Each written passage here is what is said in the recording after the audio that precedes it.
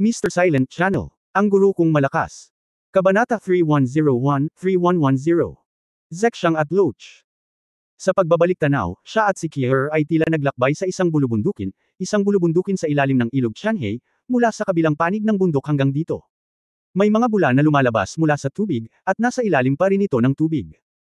Maaari itong kumpirmahin na ito pa rin ang mundo sa ilalim ng ilog Tianhe, ngunit ito ay isang ganap na kabaligtaran na kapaligiran mula sa kabilang panig ng bundok. Ang ilalim ng tubig sa kabilang panig ay madilim, habang dito ay mapusyaw na asol. Ito ay mas katulad ng isang fairy tale sa ilalim ng dagat na mundo. Ngunit alam ni Yang Yiyo na hindi pa rin ito tunay na mundo sa ilalim ng dagat, at lahat ng ito ay binubuo ng enerhiya. Sa katunayan, pagkarating niya rito, naramdaman niya ang presensya ng iba't ibang katangian ng chi sa hangin. Ipinapakita nito na tama ang pagpupersage ni Kier. Hindi ko talaga maisip kung paano niya nalaman ang lugar na ito. Nakabatay ba talaga ito sa nararamdaman? Sa anumang kaso, iba talaga ang lugar na ito. Ano? Hindi niya moari kung ano ang nangyayari sa Life Stone. Kumikinang talaga ito pagdating niya rito. Ang Life Stone ay palaging lugar ng kapanganakan ng tubig ng buhay, at ito rin ang unang kayamanan na lumitaw sa Chenkun Pot pagkatapos niyang makuha ang Chenkun Pot. Masasabing kung wala ang tubig ng buhay, wala siya ngayon. Ang tubig ng buhay ang nagbigay daan sa kanya na makabangon sa pinakamaikling posibleng panahon gaano man siya kalubhan na nasugatan sa labanan pagkatapos ng labanan. Dahil din sa tubig ng buhay kaya niya pinasuko ang maraming makapangyarihang demonyo, mga hayop at iba pang mga nasasakupan, at dinala sila sa mundo, itinatag ang Yunmen at pinrotektahan ang lahat sa Yunmen. At ngayon ang bato ng buhay ay aktwal na lumipat. Ito ay isang hindi pa nagagawang tanda. Ang ugat ng tubig ng buhay ay ang bato ng buhay. Sa sandaling ito, malinaw na naramdaman ni Yang Yiyo na ang bato ng buhay sa palayok ng Chenkon ay tila naglalabas ng isang tiyak na hininga ng Lord Cloud. Ito ay ginawa sa kanya napakatuliro. Ano ang nangyayari? Mayroon bang anumang koneksyon sa pagitan ng bato ng buhay at ng lugar na ito? Hindi dapat. Hindi niya moari. Pero hindi mahalaga. Dahil nandito siya, titingnan niya itong mabuti. Kung tutusin, malalaman niya ang dahilan ng dagandong ng bato ng buhay at ng lugar na ito. Laking gulat niya sa tanawing nakita niya sa malayo. Ang malalaking aquatic na nilalang na lumalangoy sa asol na mundo sa ilalim ng dagat ay mas katulad ng paglangoy sa kalangitan. Naisip ni Yang Yiyo sa kanyang sarili na ang nakikita niya ngayon ay maaaring mga nilalang ng panahon ng Kaitian. Siyempre, hindi sila totoo. Ngunit tiyak na mayroong kapangyarihan ng mga natitirang kaluluwa. Ang espesyal na kapaligiran at mga labanan ay maaaring ang mga dahilan para sa pagbuo ng mga nilalang na ito. Ang pilak puting bundok sa di kalayuan ay tila ang tanging bundok sa mundong ito. Napakalaking aquatic creature ng lahat ng uri ang nakapalibot sa bundok na ito. Parang may nangaakit sa kanila pero punong-puno sila ng takot. Tila naghahanap sila ng pagkakataong sumugod sa bundok habang lumalangoy. Hindi ko alam kung ano ang umaakit sa kanila sa bundok na iyon. Tila nakapaligid silang lahat ngunit hindi nagkakalat, naghihintay ng pagkakataong makakilos. Sa oras na ito, siya at si Kier ay tumayo. Bagamat hindi sila nagsasalita, pareho silang gustong mag-obserba at gumawa ng karagdagang desisyon. Sa totoo lang, kakaiba sa kanya ang lugar na ito. Tila ang ganda ng kapaligiran, ngunit talagang kakaibang pakiramdam ang binibigay nito sa kanya. Kier, pamilyar ka ba sa lugar na ito? Inisip ito ni Yang Yiyo at tinanong si Kier. Narinig lamang ni Kier na, parang pamilyar. Ang mga salita ng babaeng ito ngayon ay lubhang hindi komportable kay Yang Yiyo. Malamig man o maikli at matipid, hindi na nagsasalita pa. Ah, okay. Siya, Terminator. Hindi niya alam kung paano ito kakausapin, kaya baka manahimik na lang siya. Boss. Sa sandaling ito, isang dagandong ang umalangaw sa buong mundo sa ilalim ng dagat. Umuungol. Wow. Sa oras na ito, sunod-sunod na huni ang umalangaw. Tila umaalon ang tubig, ngunit ang malalaking nilalang sa tubig na nakikita ang nagsimulang lumangoy at mukhang tuwang-tuwa. Ngunit lahat sila ay tumingin sa pilak puting bundok. At ang kaninang hagong na tunog ay nagmula sa bundok. Sa oras na ito, tila may isang bagay na lalabas mula sa bundok, o ito ay isang kayamanan. Gayunpaman, ang mga nilalang na nabubuhay sa tubig sa paligid ng bundok ay nakaramdam ng labis na pananabik. Oo naman. Nagkaroon ng pagbabago sa susunod na sandali. Boom! Isang mapurol na tunog ang nagmula sa pilak na bundok. Parang pagsabog ng bulkan. Nakita ni Yang Yiyo na sa tuktok ng bundok, biglang lumabas ang berdeng ilaw. Ito ay pumuputok na parang paputok. Sa isang iglap, 12 berdeng bola ng liwanag, kasing laki ng mga gilingang bato, ang lumitaw na nakabitin sa tuktok ng bundok. Umuungol. Biglang nagkagulo ang malalaking halimaw sa kanilang paligid at isa-isang sumugod sa tuktok ng bundok. Walang alinlangan na sila ay patungo sa mga berdeng bola ng liwanag na sumabog mula sa bundok. Sa sandaling ito, alam ni Yang Yiyo na ang 12 berdeng bola ng liwanag ay tiyak na mga kayamanan. Kasabay nito, naramdaman niya na ang saya ng Life Stone sa Chenkun Pot ay lumalakas at lumalakas. Gumagalaw ang puso ni Yang Yiyo. Maaaring ang mga berdeng bola ng liwanag na iyon ay may kaugnayan sa Life Stone. Sinabi niya kay Kier, pumunta din tayo doon. Siya. Nagkaroon ng malakas na pakiramdam sa kanyang puso na ang bato ng buhay ay maaaring sumailalim sa isang malaking pagbabago dito. Kinailangan niyang pumunta para malaman. Akmang aalis na siya, muling tumunog ang mahabang sipol. Woo! Ang mabigat at nakagigimbal na boses ay nanag sa dagandong ng lahat ng malalaking lalaki. Sa oras din na ito natuklasan ni Yang Yiyo na maraming nilalang na orihinal na sumugod sa tuktok ng bundok ay naging hindi mapakali. Tila isang mas malakas at nakakatakot na nilalang ang lumitaw. Tamang-tama, isang maliwanag na pilak na liwanag ang nagmula sa malayo, mabilis na lumilipad. Mula sa di kalayuan, parang silver spot. Ngunit sa isang iglap, ang pilak na lugar ay lumaki ng lumaki. Sa wakas ay nakita ni Yang Yiyo kung ano yun. Nasasabik din siya sa sandaling ito, at hindi napigil ang sabihin, Kunpang. Upang maging tumpak, dapat itong tawaging Kun. Ito ay halos 10,000 metro ang haba, na sumasakop sa kalangitan at araw. Ito ang Kunpang na hinahanap niya. Ang hayop na Kunpang ay pumapasok sa tubig bilang Kun, at lumabas mula sa tubig bilang Pang, na tumataas hanggang 10,000 milya. Nahanap ko talaga. Tuwang-tuwa si Yang Yiyo. Sa sandaling ito, lumitaw si Kunpang na may makapangyarihan at walang kapantay na aura. Halatang-halata na si Kunpang ay nasa hustong gulang na. Sinabi ni Lord Rabbit na si Kunpang ay isa rin sa 10 santo sa ilalim ng upuan ng banal na emperador, ang dakilang sage Kunpang, at ngayon ay tila totoo na. Ang hiningang ito lamang ay napakalakas, at tila mas malakas ito kaysa sa maliit na phoenix. Habang palapit ng palapit si Kunpang, mas nakikita ito ni Yang Yiyo. Sa sumunod na sandali, nagulat siya at nakita niya ang isang taong nakatayo sa ulo ni Kunpang. Ang isang puting damit ay mas mahusay kaysa sa nyebe. Sino pa kaya ito kundi si Zexang? Hindi na siya nakapagpigil at tumalon, tuwang-tuwa na sumigaw, Zexang, Loach. Tinawag niyang sina Zexang at Kunpang. Siyempre, ang pangalang Loach ang ibinigay niyang pangalan kay Kunpang noong siya ay ipinanganak. Siya lang siguro sa mundo ang makakatawag sa Mar-Ingel na Kunpang Loach. Gayunpaman, si Yang ay tila sobrang casual sa pagbibigay ng pangalan. Halimbawa, ang Magic Bird ay tinawag na Zaomao Bird, Kilin ay tinawag na Niuduzi, Kunpang ay tinawag na Loach, at iba pa. Iilan lamang sa mga pangalan tulad ng Dower at Xiaofengwang ang napakapormal, at pinangalanan niyang nang may matinding pag-iingat. After so many years, ganun pa rin ang tawag niya sa kanila. Kabanata 3102 ang young master na ito ay hindi na makapaghintay na bugbugin ka. Mukhang malayo ang distansya dahil sa laki nila. Kahit na sila ay mukhang malapit, sila ay talagang medyo malayo.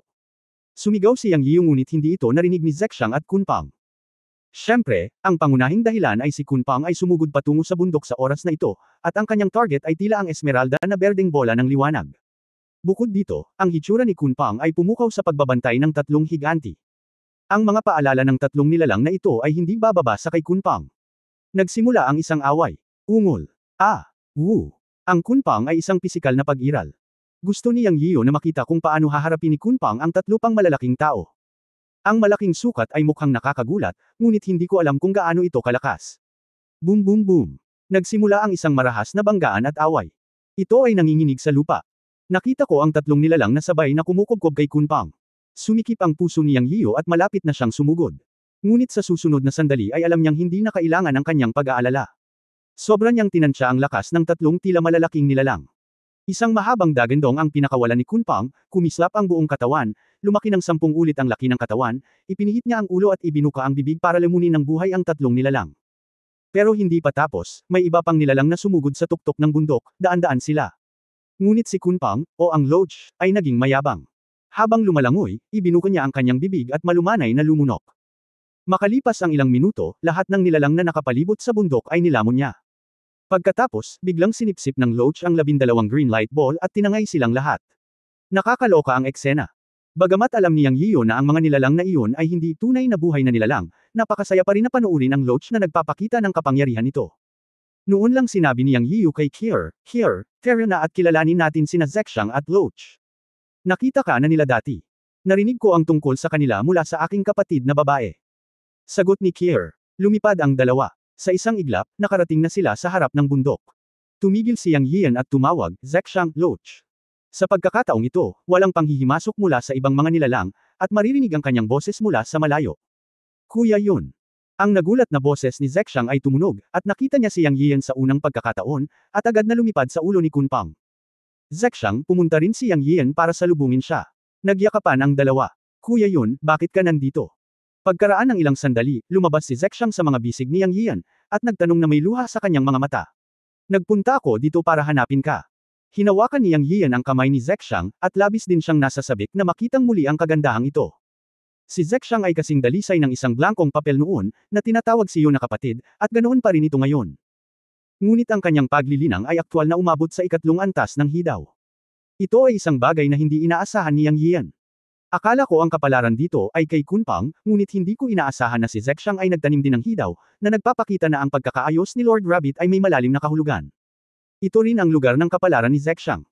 Siyempre, nang makilala ko si Zexang noong taong iyon, siya ang tagapag-alaga ng itlog ni Kunpang, at palagi niyang kasama si Kunpang. Hindi ito nakakagulat. Ngayon ay napakasaya niyang makita na ang lakas at kultibasyon ng dalaga ay umabot na sa antas ng hidaw.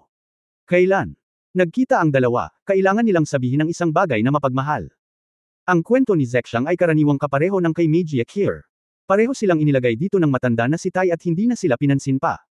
Siya lang at si Niekyo ay nagsasanay dito, at walang sino man ang nag-aalaga sa kanila. Upang magsanay, kailangan ng isang tao na maghanap ng mga pagkakataon at pamamaraan sa kanyang sarili. Sa kabutihang palad, pagkarating nila ni Niekyo sa Chanhei, nakakuha sila ng saligan sa pamamagitan ng paglamon at pagdadalisay sa mga nilalang sa tubig sa Chanhei.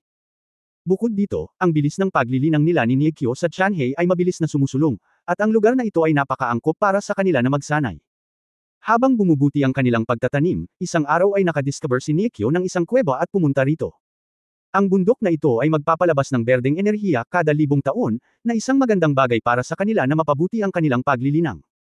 Ito ay isang uri ng kapangyarihan ng Qi, at naglalaman ito ng malakas na kapangyarihang espiritual. Malaking tulong ang pag-unawa sa mundo pagkatapos itong lamunin. Ngunit ang mga nilalang dito ay sinusubukan din na agawin ang berdeng enerhiya, ngunit sa mga salita ni Zexang, ang enerhiya ay limitado ang paggamit sa mga nilalang dito. Dahil ang mga nilalang dito ay hindi gawa sa laman at dugo, para silang mga magic pill sa kanya at sa Loach. Matapos ang hindi mabilang na mga taon ng mahirap na pag-agaw sa simula, siya at ang Loach ay unti-unting lumakas, at ganap na naging mga Panginoon dito. Lalo na ang Loach, na hindi makontento sa berdeng enerhiya, ay nagsimulang lamunin ang mga nilalang dito. Matapos ang hindi mabilang na mga taon, ang Loach ay naging matanda at mas malakas kaysa sa kanya.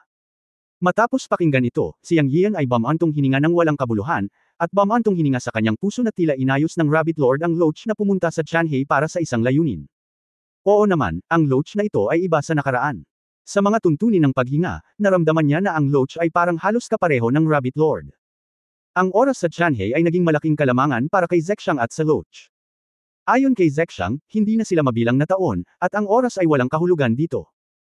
At talagang binibilang ng labas ng mundo na ito ay hindi hihigit sa 30,000 taon mula noong dinala sila ng matandang Rabbit Lord sa God's Realm, ngunit 10,000 beses ang oras ay daan-daang milyong taon, tama ba? Sa mahabang panahon, hindi katakataka na si Zexang at ang Loach ang may kasalukuyang cultivation. Bihira na naaalala pa rin siya ni Zexang sa ganoong katagal na panahon. Kung ibang tao, natatakot akong makalimutan nila ang lahat. Pero, si Zexang ay tumakbo sa kanyang mga bisig sa unang pagkakataon. Sa pag-iisip tungkol sa napakatagal na panahon, talagang hindi alam ni Yang Yian kung paano nila ito nalampasan. Hindi niya napigil ang yakapin siya muli, at Ulong, naisip mo na bang umalis dito? Sinabi ni Zexang, hindi ko naisip. Araw-araw akong nagkukumpuni kasama si Xiaopang. Pumupunta ako rito kada 1,000 taon para kumuha ng enerhiya para sa paglilinang. Sinabi ng Rabbit Lord na huwag tayong lumabas dito. Ito ay masyadong simple. Binati ni Yang Yian ang Rabbit Lord ng 100 beses sa kanyang puso. Sa kabutihang palad, si Zexang ay palaging simple ang pag-iisip, kung hindi, matagal nang nabaliw ang ibang tao. Okay, hinanap kita at ihatid ka pa uwi. Mahinang sabi ni Yang Yian. Well, alam kong darating ka. Napakasarap ng pakiramdam ni Zexang sa sandaling iyon, na may matingkad na ngiti sa kanyang mukha, at ang kanyang kagandahan ay mas malalim kaysa dati. Hindi napigilan ni Yang Yian na titigan siya ng mapang-akit. Ubo. Sa oras na ito, isang ubo ang sumabad sa kanya. Naghiwalay sina Yang Yian at Zexang sa bilis ng kidlat. Sa pagbabalik tanaw, isang gwapong binata na may 5 kulay na damit ang tumabi sa kanila. Tumingin siya sa paligid. 16 o 17 taong gulang. Ang unang naramdaman ni Yang Yian ay na siya ay napaka-fucking coquettish. Nakasuot siya ng 5 kulay ng damit, at naglalabas siya ng banal na liwanag. Maging ang buhok niya. Isang napaka-pamilyar na aura ang bumungad sa binata. Saglit na natigilan si Yang Yian, ngunit agad ding nag-react. Tumingin siya sa binata at sinabing, Loach. Oo, siya si Xiaopang. Ngayon si Xiaopang ay nasa hustong gulang na at maaaring mag-transform sa isang katawan ng tao. Sabi ni Zexang sa gilid. Palagi niya itong tinatawag na Xiaopang, pero Loach pa rin ang tawag sa kanya ni Yang. Ikaw ang Loach. Ako si Kunpang ngayon, ang walang katapusang makapangyarihang Kunpang. Huwag mo akong tawaging ganyan. Yang Yian, naniniwala ka ba na haharapin kita? Okay. Ang binata na binago ng Loach ay masungit at tumingin kay Yang Yian nang may galit. Noong napisa ang lalaking ito, siya ay isang rebeldeng lalaki. Naligaw siya ng ibong magkahalong buhok at pinagalitan siya ng husto. Ngunit ang maliit na Loach noon ay hindi tugma kay Yang. At madalas siyang binubuli ni Daoer at ng iba pa. Lalo na ang pangalan, palagi na lang masakit para sa Loach. Sa oras na iyon, naisip niya na kapag siya ay tumanda, kailangan niyang bawiin ni Yang Yiu ang nasirang pangalan na ito. Paano siya matatawag na Loach? Kaya lang, walang kapantay ang braso niya sa hita niya. Ngunit ngayon, nalaman ni Loach na ang antas ng cultivation ng kanyang master na siyang ay hindi kasing taas ng sa kanya. Haha! Ito ang kalooban ng Diyos. Kung hindi ka maghiganti, hindi ka gentleman, ito ang madalas na sinasabi sa kanya ng ibong may halong buhok. Siyempre, sila niyang ay nasa master-servant relationship, at walang tunay na puot. Gusto lang ni Loach na turuan si Yang Yiu, ang master na nang-aapi sa kanya noon, lalo na ang pangalan ng Loach ay hindi mabata. Sa mga tuntunin ng kasalukuyang lakas at paglilinang, parang kaya niyang durugan si Yang Yiu. Paanong hindi ko maibabalik ang ilang mukha ko sa nakaraan? Ano naman? Yang Yiu. Narinig niya ang pag-uusap ni Loach, ang pagtingin sa mga exaggerated na damit ng bata at ang mapanuksong mga mata, bigla siyang natuwa.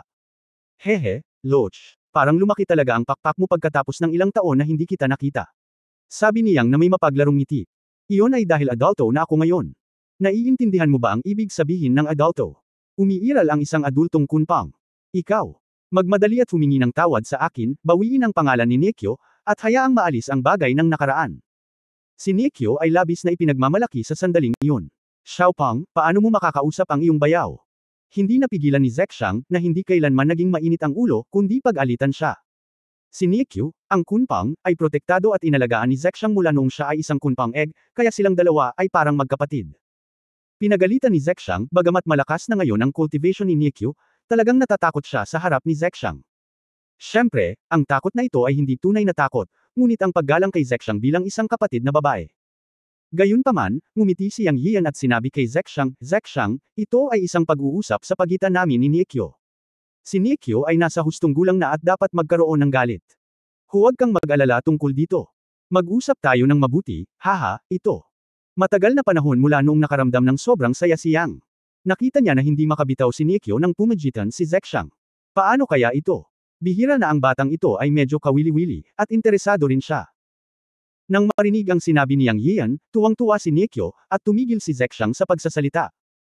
Pagkatapos ay tumingin si Yang Yian kay Nekyo at sinabing, Nekyo, ano ang mangyayari kung hindi ako humingi ng tawad sa iyo? Natutuwang sabi ni Yang. Nagliwanag ang mga mata ni Nekyo at sinabing, kung hindi ka humingi ng tawad, bugbugin lang kita. Sige, mag-away tayo.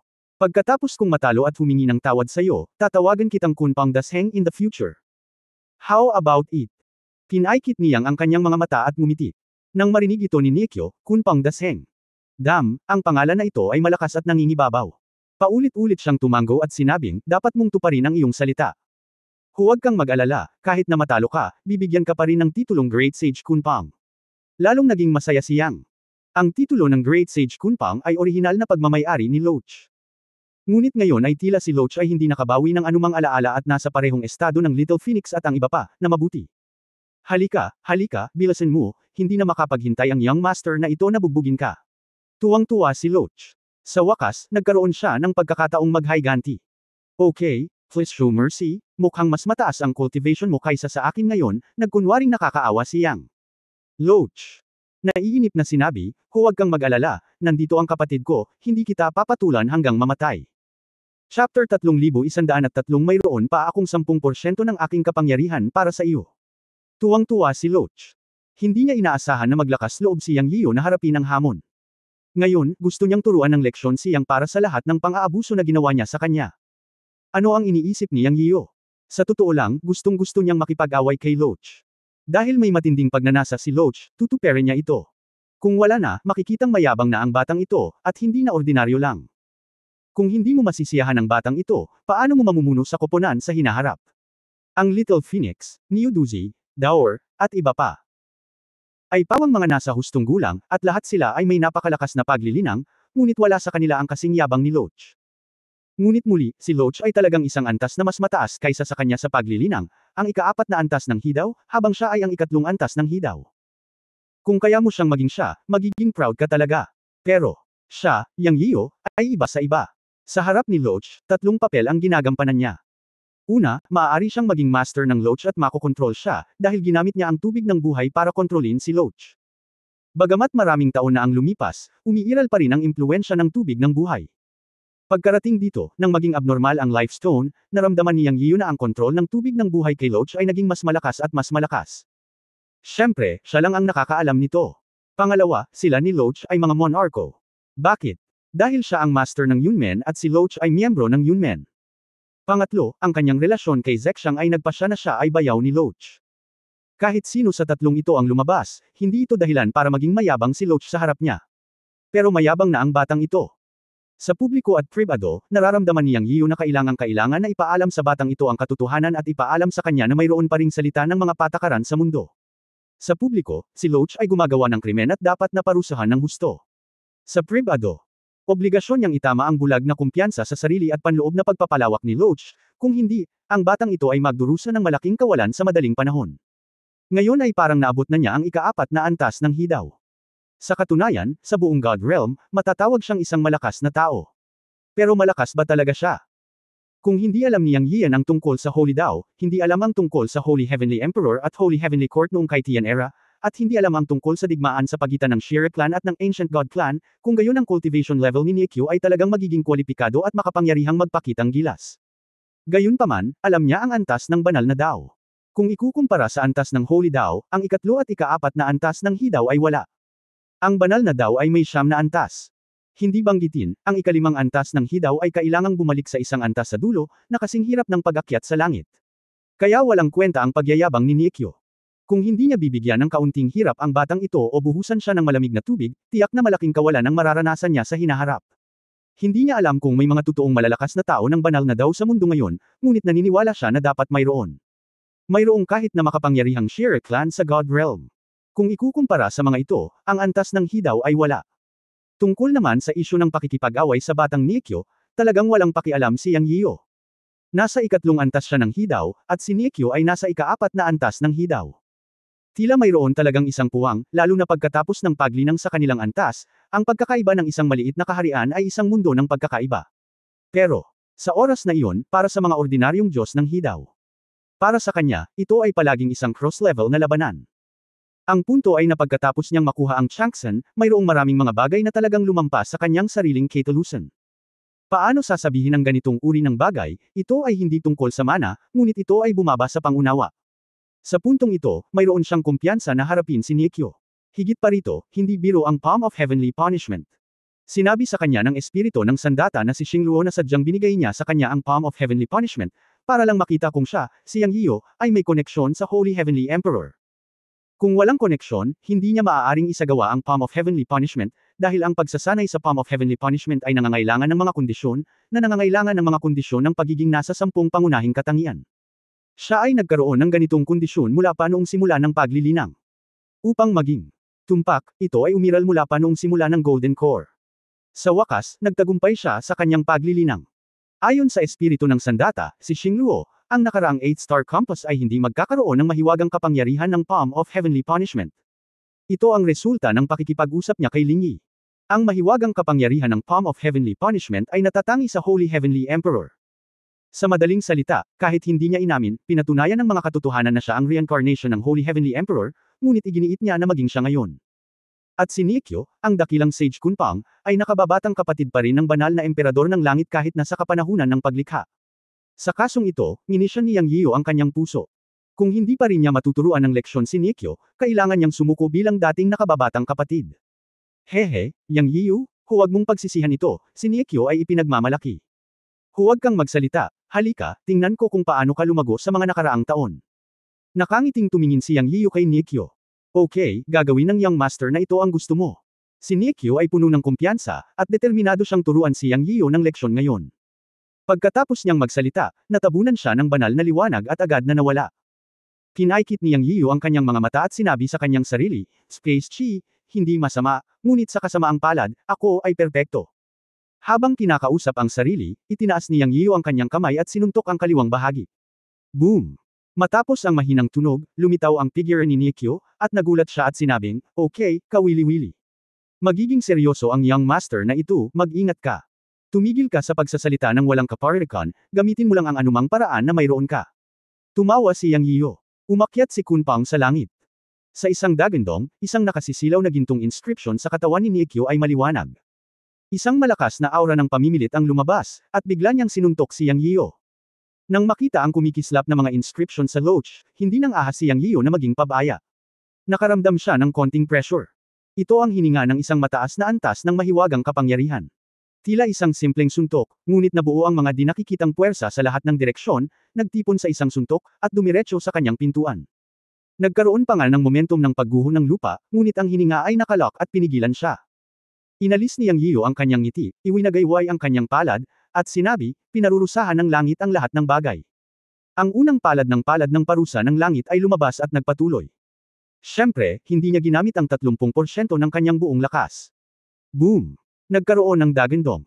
Ang palad ng langit ni Yang Yiyo na parusa sa lahat ng bagay ay nahaharap sa kapangyarihan ng kamao ni Loach. Mahigit 20 beses na nagkita ang dalawa, ngunit nagbanggaan ang dalawang mahiwagang kapangyarihan. Isang nakakasilaw na halo ng enerhiya ang inilabas. Nagbanggaan ang kamao at higanteng palad na ipinamalas ng mahiwagang kapangyarihan, ngunit deadlock sila sa gitna. "Isira mo ito para sa akin." Muling umungal si Loach, at ang pangalawang inscription ay lumiwanag sa kanyang katawan. Pero, iba talaga ang palad ni Yang Yiyo ng mahiwagang kapangyarihan. Nakangiting sinabi niya, "Go all out, ang iyong lakas ay hindi malapit sa akin. Kung gayon ito ay ayon sa gusto mo." Ang puso ng Loach ay kumikilos, at may galit sa kanyang mukha. Boom boom boom. Isang dagandong ang umalangaw-ngaw mula sa kanyang katawan, ngunit sa tuwing may inscription na nagliliwanag, kabuuang 9 na inscription ang idinaragdag sa kanyang katawan. Ito ang pinakamataas na lakas niya.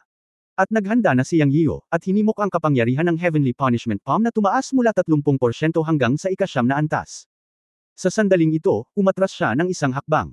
Ngumiti ang Loach sa kabilang side. Gayunpaman, narinig lamang ni Yang Yiyo, "Mayroon akong isa pang 10% ng kapangyarihan para sa iyo." Nang matapos siya, nagsasalita, nanginginig ang buong katawan niya, at ang kapangyarihan ng palad ay sumambulat ng husto. Chapter 3104 na Tianjin activates Chaos Bell. Ang buong lakas ng palad ni Yang Yiyo ay hindi maaaring maliitin. Kaya niyang patayin si Ji Wumang sa isang palad. Kahit na ang Loach sa oras na ito ay hindi Ji Wumang, ngunit si Kunpang sa ika-4 na antas ng hidaw. Ngunit si Ji Wumang ay nasa antas din ng hidaw. Kaya't nang ganap niyang pasabugan ang palad ng makalangit na kaparusahan sa lahat ng bagay, ang kapangyarihan ng kamao ni Loach ay nagyelo. Boom! Sa isang malakas na ingay, ang kapangyarihan ng kamao ni Loach ay nawala sa kawalan. Natigilan si Loach. Sa wakas nagpanik. "Mabuting tao, hindi ko inasahan na napakagaling ni Yang Yiyo. Malaking bagay ito." Iyon ang iniisip ni Loach sa kanyang puso, ngunit ngumisi si Yang Yiyo at hinampas ang isa pang palad sa pagitan ng kanyang mga kamay. Pinaparusahan ng langit ang lahat ng bagay. Boom! Isang palad ang namuo at naging malaking palad at biglang sinampal si Loach. Palad ng makalangit na kaparusahan, ito ang dakilang paraan ng supernatural na kapangyarihan, ano ang lahat ng bagay. Nangangahulugan ito na matuno ang lahat ng bagay. Ang likas na kapangyarihan ng Loach ay talagang makapangyarihan, ngunit ang palad ni Yang Yiyo ay maaaring pigilan ka kahit anong kapangyarihan ang mayroon ka. Ito ang kahulugan ng lahat ng bagay. At ito lamang ang unang palad. May dalawang palad pa ng langit at lupa at ang daan na hindi pa nalilinang. Kung ang tatlong palad ay linangin, isang pitik lamang ang kailangan upang patayin ang Loach. Siyempre, hindi ganoon kadali ang pagsasanay. Ngunit kahit na ang palad na ito ay sapat na upang harapin ang Loach. Dumating ang pangalawang palad ni Yang Yiyo, at ang mukha ng Loach ay nagbago ng husto. Bumulong siya, mukhang hindi mababalik ng Young Master na ito ang mukha nito kung hindi niya ito seseryosohin. Pagkatapos ng mga salita, huminga siya ng malamig, ngunit ang kanyang buong katawan ay kumislap ng gintong liwanag, at ang makulay na banal na liwanag ay sumabog. Isang mahabang dagandong na parang dragon ang umungal. Ang susunod na sandali, ito ay isang pagkakatawang tao.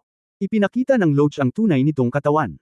Ang katawan ay 100 metro ang haba, tulad ng isang isda, isang balyena, isang dragon, isang ahas, at isang isda. Ang mga kaliskis sa buong katawan ay kasing laki ng mga gilingang bato, at ang bawat kaliskis ay kumikinang na may makulay na liwanag, na may mga inscription na dumadaloy, at mayroong 9 na pares ng lumilipad na balahibo na parang pakpak ng isda. Ito ay nasa ilog Tianhe. Ang pagkakatawang tao ni Kun ay ang unang anyo ng Loach. Pagkatapos lumabas sa tubig, ito ay Kunpang, na siyang pangalawang anyo. Ngunit kahit anong anyo ito ay isang makapangyarihan at walang cap-ars na banal na hayop ng Kunpang. Sa pagharap sa ikalawang pag-atake ng palad ni Yang Yio, ang Loach ay nagbago sa orihinal nitong katawan, ngunit sa mahabang dagandong, isang gintong sinag ang lumabas sa bibig nito na bumubuo ng isang bilog. Ang mga inscription na dumadaloy sa buong katawan nito ay sumanib sa liwanag na bilog na dumura sa bibig nito na parang kidlat, na bumubuo ng isang pagpapala. Sa isang iglap, napaharap ito sa palad ni Yang Yio. Boom! Sa mahinang tunog, naputol ang palad ni Yang Yio. Ngunit ang banal na liwanag sa Loach ay mukhang medyo dim. Natigilan si Yang Yio, ang galing mo talaga, pero subukan mo ulit. Siya at ang Loach ay 2 beses na nag-away at may ilalim na linya sa kanyang puso. Ang palad ng makalangit na parusa ay talagang makapangyarihan, ngunit ang kanyang paglilinang ay medyo maikli pa rin. Ang pag-asa sa palad ng makalangit na kaparusahan sa lahat ng bagay lamang ay maaari lamang sugpuin ng Loach, ngunit hindi maaaring talunin siya. Tunay na makapangyarihan ang batang ito, ngunit ang Palm of Heavenly Punishment ay isa lamang sa kanyang mga lakas, at tila ginagamit ni Loach ang kanyang likas na mahiwagang kapangyarihan, at wala siyang anumang trump card. Ngunit pagkatapos ay muli, na magagawa ito, lumalaban sa kanyang 2 palad ng 2 beses sa isang hilera, at ligtas pa rin, si Loach ay talagang isang numero 1 Diyos.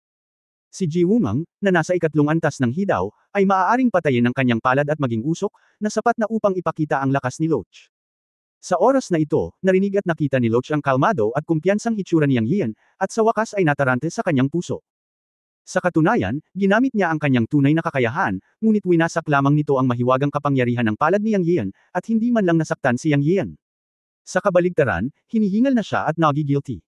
Nang siya ay nag-aalala, nakita niyang iniunat ni Yang Yian ang kanyang kamay, at isang sinaunang kampana ang biglang lumitaw sa kanyang palad. Dong! Ang Chaos Bell ay isinakripisyo ni Yang Yian, at tumunog ang malambing na kampana. Nakakaloka sa isip. Ang Chaos Bell ay labis na natakot sa Loach kaya ang kanyang puso ay nanginig. Naramdaman niya ang panginginig ng kanyang kaluluwang demonyo. Siya! Agad na nagsabi ng may konsensya, gawin natin ito ngayon. Hindi na mag-aaway. Tao ka lang. Paano mo lalabanan ng isang transcendent na halimaw na tulad nitong Young Master, Kunpang? Kung hindi kita sinasadyang masaktan, ako ang sisisihin ni Sister Zexang. Hindi na makipag-away. Hahayaan kita. Sa ilang kadahilanan, nang makita ng Loach ang Chaos Bell sa kamay ni Yang Yio, ang kanyang puso ay nanginig ng walang dahilan. Bumangon ang takot mula sa kaibuturan ng kanyang kaluluwa, kaya dali-dali siyang huminto. Pero, may kikinig ba sa kanya si Mr. Ang sagot ay natural na hindi. Natuklasan ni Mr. Yang ang isang kawili-wiling bagay. Sa sandaling ito, nang isakripisyo niya ang Chaos Bell sa pagkakataong ito, naramdaman talaga ito ng kanyang Yuan Shen, o sa mas tumpak, naramdaman ito ng Changsan sa kanyang Yuan Shen. Isang matinding pagnanais na gamitin ang pananaw ng Changsan upang i-activate ang Chaos Bell. Ayon kay Ling Yi at sa iba pa, ang Chaos Bell ay ang magic weapon ng Holy Heavenly Emperor. Gusto talaga ni Yang Yio na subukan ito ngayon. Natural na wala siyang pakialam kung aminin ni Nikyo ang pagkatalo. Halatang takot ang batang ito sa puso niya, pero matigas pa rin ang ulo niya. Pagkatapos ay hayaan siyang maging matigas ang ulo hanggang sa huli. Kaagad, ginalaw niya ang kanyang isip at pinaandar ang kanyang Yuan Shen. Biglang sumugod ang isang sinag ng kapangyarihan mula sa Changsan sa Yuan Shen at dumiretso sa Chaos Bell. Dong! Tumunog ang isang kampana. Walang uliran at kakaiba. Malinaw na narinig ang mga naunang kampana. Ngunit sa pagkakataong ito, kasama ang Changsan bilang core upang i-activate ang Yuan Shen, isang sinag ng kapangyarihan ng kaluluwa ang sumambulat upang i-activate ang Chaos Bell, ngunit nagkaroon ng ganap na kakaibang resulta. Tumunog din ang Chaos Bell. Ngunit hindi ang pakiramdam na narinig ng mga tainga, ngunit higit na parang isang kampana na direktang tumunog sa puso, sa isip, at sa kaibuturan ng kaluluwa. At sa pagkakataong ito, tumunog ang kampana na para bang ito ang malakas na pagkabigla ng buong sansinukob. Nagulat si Yang Yio. Nakita niya na ang kapangyarihang ito mula sa Yuan Shen, o mula sa Changsan sa loob ng Yuan Shen, ay nahulog sa Chaos Bell, at ang Chaos Bell ay pumutok sa ginintoang liwanag, at biglang pumutok sa siyam na nakasisilaw na inscription, na bumubuo ng isang pabilog na alon, tulad ng isang hanay ng mga simbolo, patungo sa Loach. Palaki ng palaki. At hindi nagtagal, halos parang kidlat, diretso itong pumasok sa malaking katawan ng Loach. Sa susunod na sandali, ang Loach ay nanginginig sa lahat, ngunit ito ay natigil sa kinalalagyan, at ang malalaking mata nito ay nagpakita ng isang guwang at nalilitong hitsura. Nag-react ngayon si Yang Yio. Marahil si Changsan ang kapangyarihang nagtulak sa Chaos Bell. Ito ay isang malakas na pag-atake ng direkta laban sa kaluluwa ng Yuan Shen, at kahit isang Loach na kasing lakas na hindi nito kayang labanan ito. Pumasok ito sa kanyang katawan sa isang kisap mata at nawala sa sandaling ito.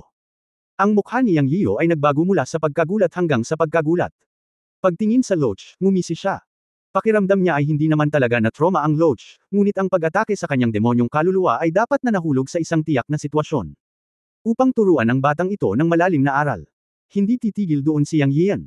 Ang Chaos Bell, na na-activate ng Heavenly Heart, ay hindi kayang bitag ng matagal ang kaluluwa ng Loach. Mas epektibo ang mga pisikal na pag-atake.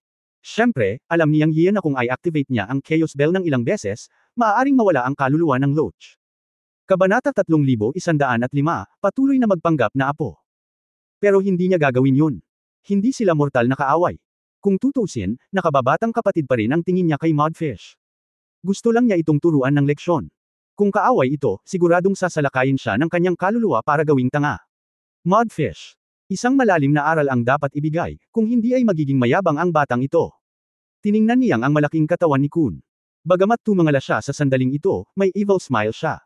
Bigla, mula sa malayo, sinampal ni Yang Yiu ang malaking katawan ng Mudfish. Pinarurusahan ng Diyos ang lahat ng bagay. Isang palad ang lumabas, palaki ng palaki, nagiging malaking sukat na ilang libong metro. Bang! Bang!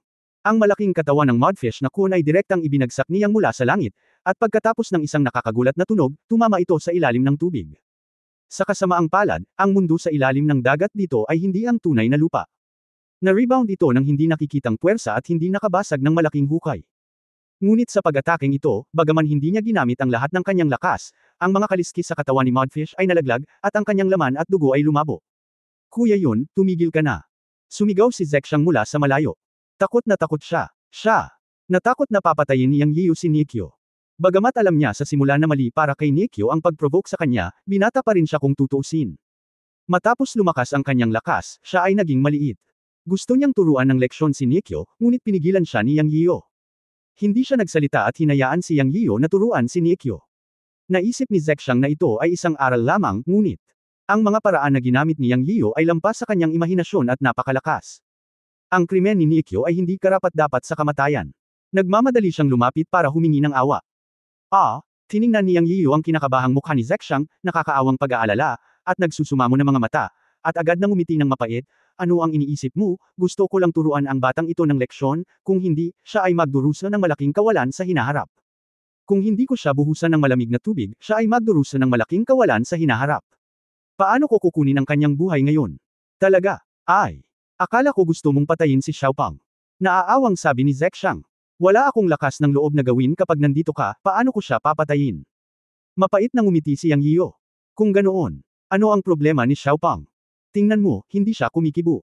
Sabi ni Zexang, nakatingin sa kaawa-awang hitsura ng Loach. Hindi siya mamamatay. Alam ko kung paano siya hampasin. Tsaka si Kunpang siya. Tumingin si Yang Yiu kay Zexang at nagpaliwanag. Pagkatapos ay sinabi niya sa malalim na boses sa hindi gumagalaw na Loach sa di kalayuan, "You little brat, bibigyan kita ng 3 bilang. Kung hindi ka bumangon, bibigyan kita ng isa pang palad." Alam niya sa kanyang puso na ang palad na ito ay gumamit lamang ng 50% ng kanyang lakas, at higit sa lahat ay masusugatan ang Loach, ngunit hindi mamamatay. Bukod dito, inalis din niya ang Chaos Bell at tinapos ang pag-atake sa kaluluwa ng demonyo. Malamang nagkunwaring patay ang batang ito. Oo naman, sabi niya, isa. At bago pa niya mabilang ang natitira, sa sumunod na sandali, kumislap ang banal na liwanag ng Loach at naging teenager na naman siya. Nagmamadali niyang sinabi, huwag mo akong patulan, sumuko ako. Kung ikukumpara sa kanyang dating matikas na kilos, ang Loach ay naging tao na, ngunit ang kanyang buhok ay magulo, ang kanyang ilong at mukha ay namamaga, at siya ay nasa sobrang kahihiyan. Natakot talaga siya sa pambubugbog ni Yang Yiu. Sa sandaling ito, tumingin siya kay Yang Yiu nang may takot at hindi nang ahas na lumapit. Tuwang-tuwa si Yang Yiu sa kanyang puso, ngunit minisyon niya ang kanyang mukha at sinabing, halika dito, ang. Sumunod si Loach at dahan-daang naglakad sa harap ni Yang Yiu. Zexang. Nagmamadaling humakbang pasulong upang suriin ang kanyang mga sugat at tinanong siya tungkol sa kanyang kalagayan. Nagtago ang bata sa likod ni Zexang, hindi nang ahas na magsalita, at ibinaba ang kanyang ulo, sa takot na sasalakayin muli ni Yang. Nakakatawa si Yang Yiu, ngunit malamig na sinabi, alam mo bang mali ka? Mali ako. Tumango si Loach.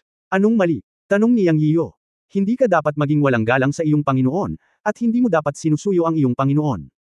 Sabi ni Loach sa mahinang boses. Malamig na ngumuso si Yang Yiu. Kinilig naman ang huli. Sinabi ni Yang Yiu sa isang malalim na tinig, ikaw ay mangmang. Ako ba ang uri ng tao na nagmamalasakit sa maliliit na bagay na ito?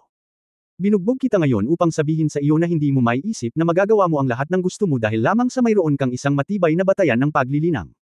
Dapat mong malaman na may mga tao na mas mahusay kaysa sa iyo. Halos umakyat ka sa langit na may cultivation base sa ika-4 na antas ng Hidaw. Upang sabihin sa iyo ang katotohanan, mayroong saint daw pagkatapos ng he daw. Ang lalim ng saint daw ay lampas sa iyong imahinasyon. Hindi mo maisip ang pagiging komplikado at lakas ng mundong ito. Tandaan, mula ngayon, kahit gaano ka kalakas, dapat mong ibaba ang iyong poster at kumilos bilang isang mabuting apo, kung hindi, mamamatay ka nang hindi alam kung paano mamatay. Not to mention you, Little Phoenix, Dower, Niuduzi, lahat sila ay kasing galing mo, pero hindi sila kasing yabang mo. Nagbigay ng lecture si Yang Yio, na nagpababa ng ulo ni Loach, at nanginginig ang kanyang buong katawan. Sa wakas, tuyong-tuyo ang bibig niyang at inibon niya ang usapan, tugma ba sa iyo ang pangalan ni Loach? Sa oras na ito, si Loach ay inatake ni Yang sa pisikal at mental. Sa ilalim ng dobleng suntok, ang huling beat ng pagmamataas ay nawala. Nang marinig ang mga salita ni Yang, napaiyak siya, it matches, it matches. Sigaw ni Muddy sa kanyang puso. Tila ang kahihiyan ng pangalang Muddy ay hindi na maalis sa buhay na ito. Naisip niya na pagkatapos niyang maging matanda, siya ay magiging napakalakas pagkatapos ng pagsasanay dito sa hindi mabilang na mga taon. Lalo na pagkatapos makilala si Yang, nalaman niyang mas mababa ang cultivation ni Yang kaysa sa kanya. Akala niya ay makakapaghiganti na siya sa wakas, ngunit sino ang nakakaalam? Si Yang ay naging pervert pa rin gaya ng dati, lalo na ang kaninang tunog ng kampana ay nakamamatay at nakakatakot. Ngunit sa parehong oras, siya ay pinagalitan ni Yang, ngunit alam din niya na siya ay mali, o masyadong mayabang, at natanto ang kanyang panloob na mga pagbabago. Matapos marinig na sinabi ni Yang Yio na si Xiao Fengwang at ang iba pa ay kapareho niya sa cultivation, mas sumama ang pakiramdam niya. Anyway, handa siyang magpanggap na apo ngayon, at hindi siya naglakas loob na kumilos ng padalos-dalos. Okay, huwag hilahin ang ulo na ito, buksan mo ang iyong bibig at kunin ito. Sa wakas ay itinigil ni Yang Yio ang mental na pagpapahirap kay Muddy. Sa pamamagitan ng isang kaway ng kanyang kamay, hinayaan niya si Muddy na uminom ng 3 patak ng tubig ng buhay upang makabawi mula sa kanyang mga pinsala. Di bale, superficial injury lang. Salamat, Master. Nawala ang galit ng Loach at masunuri na tinawag ang amo. Magaling ka nang protektahan ang kapatid mong si Zexang mula ngayon at huwag mo na siyang hayaang masaktan. Kapag tumigil siya sa pagsasalita, bugbugin kita hanggang mamatay. Huwag kang masyadong bitter, hindi talaga kita kakainin. Lumambot ang tono ni Yang. Sa wakas ay nagbigay ito ng ginhawa sa Loach, at mabilis siyang nangako, siguradong hindi ko hahayaang masaktan si Ate Zexang. Tama, okay, ganoon din sa hinaharap, palagi akong magiging kapatid mo. Ito ay isang double entendre. Biglang naalala ni Loach na sinabi ito niyang noong may binugbog siya noon, pero hindi kapatid, pero tito mo pa rin ang tito mo, ito ang tamang pangungusap. Napuno siya ng emosyon, ngunit sa wakas ay naibsan ang Loach. Tapos na ang usaping ito, ibig sabihin ay hindi na siya guguluhin ni Yang. Sa wakas ay gumaan ang loob ni Zexang. Habang nag-uusap pa lang ang tatlo ay may biglang malakas na ingay. Boom! Nakita ni Yang Yian na ito ang tuktok ng bundok. Sa sandaling ito, siya at ang Loach ay nag-away hanggang sa paanan ng bundok. Isang nakakasindak na tunog ang narinig, na sinabayan ng paghinga. Sa susunod na sandali, ang mukha ni Yang Yio ay nagbago ng gusto at sinabi niya, ito ay Kier. Noon lang niya napagtanto na wala na si Kier. Nagmamadaling sinabi ni Mudfish, naku, may sky kuweba sa tuktok ng bundok. Hindi ako ng ahas na pumasok. Napakadelikado. Ni hindi ako ng ahas na pumasok. Pumunta ka sa tuktok ng bundok. Nawala si Yang Yio sa isang iglap pagkatapos niyang magsalita. Posibleng pumunta si Kier sa tuktok ng bundok. Ang Mudfish ay hindi ng ahas na pumasok sa kuweba ng pagdila. Kung pumunta si Kier doon. Hindi ng ahas si Yang Yio na isipin iyon. Kailangan talagang kontrolin ang babaeng ito. Okay lang sa kanya na maging unsociable, pero naglakas loob siyang umalis sa team ng walang pahintulot.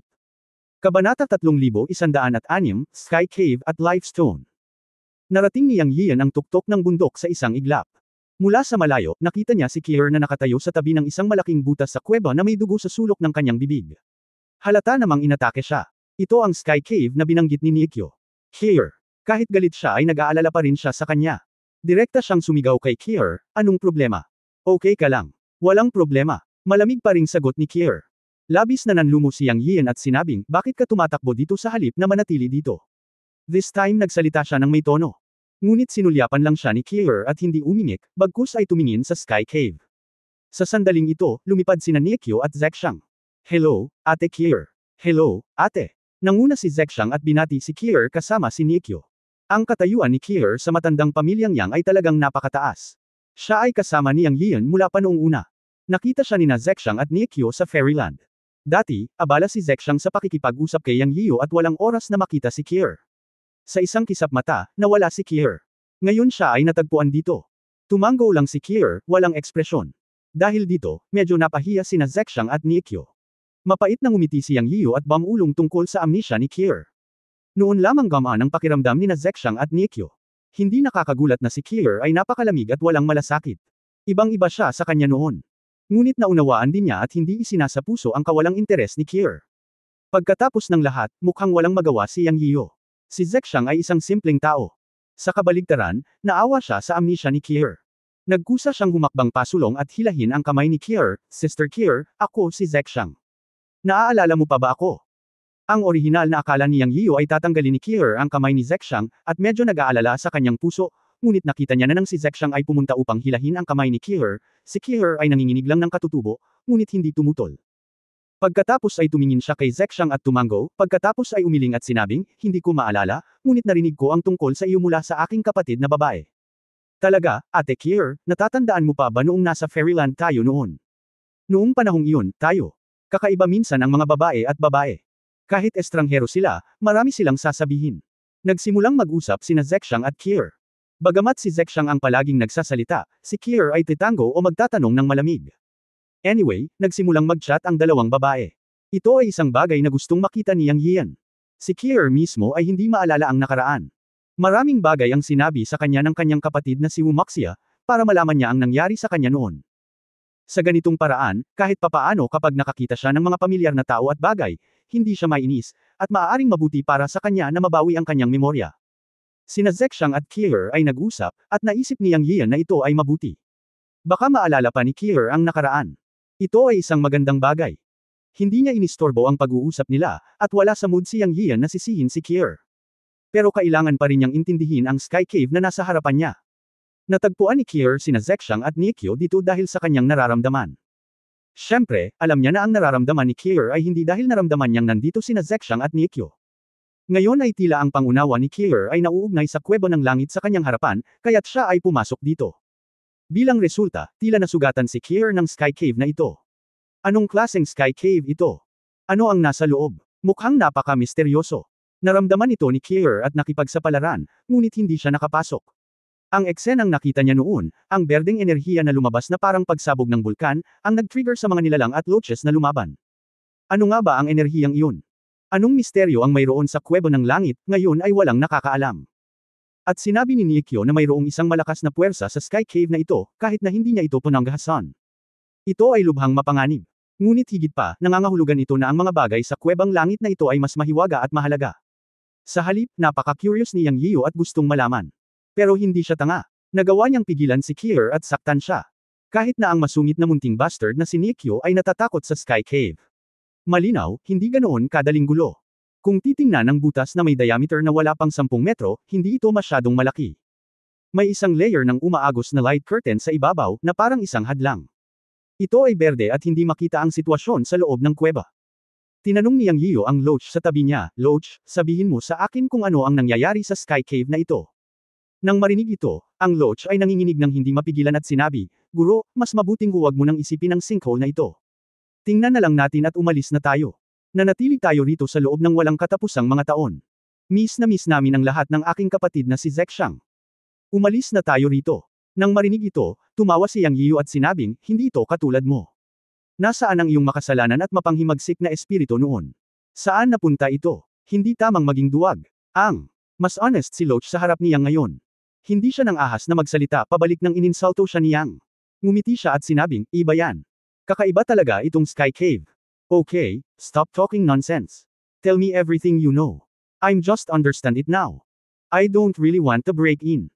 Pinutol ni Yang Yiyu ang daldal ng Loach. Nakahinga ng maluwag si Loach at sinabing, bueno, hanggat hindi ka papasok, saka ko sasabihin sa iyo kung ano ang alam ko. Hindi ako magsasalita tungkol sa iba pang mga bagay. Pag-usapan na lang natin itong Sky Cave. Hindi ko alam kung ano talaga ang pangalan na ito. Tinawag ko ang pangalan ng Sky Cave, at pagkatapos ay pinangalanan ito. Kita mo, mas magaling akong magpangalan kaysa sa iyo. Magsalita sa punto. Pinandilatan ni Yang Yiyu si Loach. Okay, sasabihin ko sa iyo ang punto.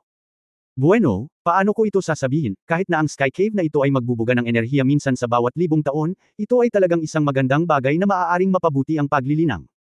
Minsan kung natikman ang tamis at pumasok minsan, iniisip na tiyak na may ilang walang katulad na kayamanan sa langit na kuweba. Pero hindi ko akalain na nung kalahating metro pa lang ang layo ko, na-rebound ako ng invisible force at natapon. Isang invisible impact lang halos sumabog na ang katawan niya at nawala ang demonyo niyang kaluluwa. Nang sabihin ito ni Loach, sa sobrang takot niya ay hindi niya napigil ang kiligin. Huminto siya at nagpatuloy, "Guro, hindi mo nakita kung gaano ako kaawa-awa noong panahong iyon. Kung hindi ako ang walang talo na kunpang nakatawan sa sansinukob, hindi mo sana ako makikita ang dinakikitang kapangyarihan sa kuweba ng langit ay parang kutsilyong kumukurot sa laman at kaluluwa ng demonyo. Libu-libong kutsilyo ang diretsyong mahuhulog sa aking 4 na antas, ito ay tuwirang mahuhulog sa aking ika-4 na antas, ito ay hindi maiisip. Daw, sa palagay ko kahit na ang banal na daw ay lumilikha, ito ay magiging pareho ng resulta, at hindi ito makakapasok sa over. Sa hindi mabilang na taon, nasaksihan ko ng sarili kong mga mata na hindi mabilang na mga nilalang ang nagtangkang pumasok sa kuweba ng langit, ngunit walang aksidente. Nawala sila nang hindi naghihintay ng reaksyon. Nakakatakot talaga. Terena, huwag mo nang isipin ang lugar na ito. Kahit na may mga kayamanan sa langit na kuweba, hindi natin masisiyahan ang mga ito. Kinailangan ako ng daan-daang libong taon bago ako makabawi, at lahat ito ay salamat sa pangangalaga ni Sister Zexang. Si Loach ay nasa takot pa rin at sinsero kay Yang. Ayaw niyang masangkot si Yang Yiyo sa mga bagay sa Sky Cave na ito. Nakikita ni Yang Yiyo na talagang takot si Loach sa Sky Cave na ito. Ngunit mayroon siyang napakalakas na pagnanasa sa kanyang puso na tumalon sa kuweba ng langit na ito upang malaman. Dahil pagkatapos niyang marating ang gilid ng kuweba ng langit, nalaman niyang ang batong pangbuhay sa palayok ng Chenkon ay umuungal ng palakas ng palakas. Sa sandaling ito, ang batong pangbuhay ay tila nabubuhay, halos lumipad palabas ng palayok ng Chenkon at sumugod sa kuweba ng langit. Ito ay napakalakas, na parang may kamag-anak ng buhay na bato sa langit na kuweba na tumatawag sa batong buhay. Itinaas niya ang kanyang kamay at tiningnan ang pattern ng Chenkon pot sa kanyang braso. Sa sandaling ito, ang pattern ng Chenkon pot mark ay naglabas ng berdeng halo, at ang kanyang buong braso ay tumatama o nanginginig. Ang ganitong uri ng berdeng ilaw ay iba sa gintong kulay ng Chenkon pot noong nakaraan. Alam ni Yang Yiyo na galing ito sa life stone. Iniisip niya, maaari bang may koneksyon talaga ang batong pangbuhay at isang bagay sa kuwebang langit na ito? Ang higit pa, naisip ito ni Yang Yiyo, tila mas posible ito. Ito ang unang pagkakataon na gumawa ng napakalaking dagandong ang batong pangbuhay. Bukod dito, ang bato ng buhay ay nagsilang ng tubig ng buhay. Ang kanyang tubig ng buhay ay hindi umunlad sa loob ng mahabang panahon. Sa pagtingin sa Sky Cave, naisip ito ni Yang Yiyo. Bakit hindi subukan ito? Kung ito ay talagang nauugnay sa Life Stone, kung gayon ang backlash ng Sky Cave na ito ay maaaring hindi magdulot ng anumang panganib sa kanya, tama ba? Pagkatapos mag-isip ng ilang sandali, sinabi ni Yang Yiyo, "Maghintay ka dito, pupunta ako sa Sky Cave." Hindi. Ngunit sina Zexang, Niekyo, at Kier, na ikinagulat ni Yang Yiyo, ay walang sunod-sunod na sinabi. Kabanata 3107 nabawi ni Kier ang kanyang alaala. Inaasahan na pipigilan siya ni Zexang at Niekyo, ngunit ang ikinagulat ni Yang Yian ay talagang nagsalita si Kier para pigilan siya. Ito ay isang malaking pagbabago. Alam mo, malamig ang ugali ni Kier sa kanya simula nang matagpuan siya nito. Masasabi lang na hindi siya naayawan. Ang pagharang na ito ay hudyat ng pag-aalala para sa kanya.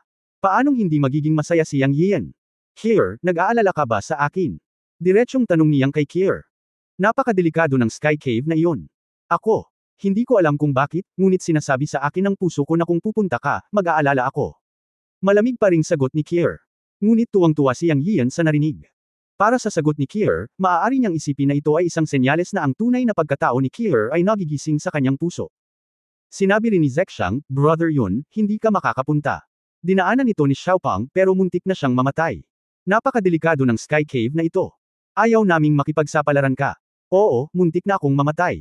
You don't have to take risks." Tsaka walang nakakaalam kung ano talaga ang nasa loob. Umiling si Niekyo. Ngumiti si Yang Yiyo sa sandaling ito, at napakainit ng kanyang puso. Naramdaman niya ang pangangalaga mula sa ilalim ng Zexang, Kier at Niekyo. Ngunit naniniwala siya sa kanyang pangunawa, o naniniwala siya sa bato ng buhay sa palayok ng Chenkon. Hindi pa ito naging ganito kalakas noon. Sinabi sa kanya ng kanyang pangunawa na ito ay isang magandang direksyon. Mula noong dinala siya ni Kier dito sa pamamagitan ng perception hanggang ngayon, ang kanyang sariling perception at ang abnormalidad ng Lifestone ang nagpapaliwanag ng problema.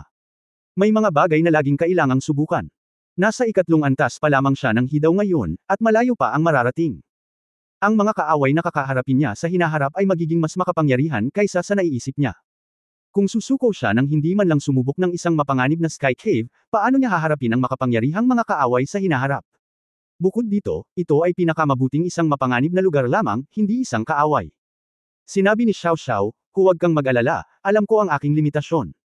Sasabihin ko sa iyo ang totoo. Pakiramdam ko ay may malakas na tumatawag sa akin sa kuweba ng langit na ito. Kung hindi ako pupunta, hindi ako papayag. Alam mo lahat ang aking pagkatao, kaya huwag mag-alala. Kung ang mga bagay ay hindi magagawa para sa akin, hayaan mo na lang. Hintayin mo ako dito. Sa lalong madaling panahon. Nang matapos magsalita si Yang Yiyo, ang banal na liwanag ay kumislap sa buong katawan niya. Sa isang pag-iisip sa kanyang isip, naramdaman niya ang batong pangbuhay sa Chen-kun pot. Biglang sumabog ang life stone na may malakas na sigla, na kumalat mula sa Chen-kun pot hanggang sa kanyang mga braso at maging sa kanyang buong katawan. Sa oras na ito, naglabas ng berdeng liwanag ang katawan ni Yang Yiyo, at tumungo siya sa Sky Cave. Kuya yun. Guro. Sir. Ang unang dalawang sigaw ay mula kay Zexang at Nikyo. Ang huli ay mula kay Kier. Nang makitang tumalon si Yang Yiyo sa Sky Cave, ang buong katawan ni Kier ay nagulat ng walang dahilan, at halos mapasigaw siya mula sa kaibuturan ng kanyang puso.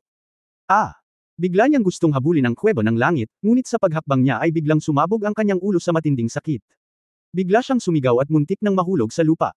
Mabilis ang isip ni Zexang at mabilis na inalayan si Kier, o sa halip, hinayla siya. Alam niya na ang langit na butas na ito ay sesabog na may mas kakilakilabot na kapangyarihan. Hindi siya makontrol ni Yang Yiyo at sumugod na siya. Hindi na niya hinayaang sumugod muli si Kier. Sa sandaling ito, nawala si Yang Yiyo. Hinawakan ni Kier ang kanyang ulo at gumawa ng masakit na tunog. Ang mga alon ng pagbabago-bago ay tumaas sa kanyang isipan, ngunit ang mga larawan ay sunod-sunod na lumabas. Mr. Napaluha si Kier. Sa sandaling ito, naalala niya ang lahat. Lahat ng nawala niyang alaala ay naibalik. Ngunit tumalon si Mr. sa lubhang mapanganib na butas sa kalangitan. Unti-unti, nawala ang kanyang sakit ng ulo, at tumangala siya at nakita si Zexang. Sister Zexang, gusto kong hanapin si Mr. Nang magsalita siya, nawala ang malamig na ugali, at napalitan ng nakakaawang tingin. Natigilan si Zexang saglit. Alam niyang nabawi na ni Ate Kier ang kanyang memorya. Ngunit ngayon ay wala na si Kuya yun. Huminga ng malalim si Zexang at sinabing, Sister Kier, sasama ako sa iyo. Hindi, manatili ka. Ganap na nabawi ni Kier ang kanyang alaala at alam ang lahat. Ngayon ay nakaramdam siya ng labis na pagkakasala, sinisisi ang sarili sa pagiging walang malasakit kay Mr. Kinasusuklaman niya ang sarili niya noon. Nagsisi siya at nakonsensya, ngunit huli na ang lahat. Tumalon sa Sky Cave si Mr. bago pa maibalik ang kanyang alaala, sinubukan niyang galugarin ang kuweba ng langit, ngunit hindi niya talaga ito natapakan. Nang ang isang paa ay nasa gilid ng kuweba ng langit, nataman ito ng malakas ng napakalaking puwersa na tumalbog mula sa kuweba ng langit. Alam niya kung gaano kakilakilabot ang kapangyarihan sa kuwebang kalangitan na ito.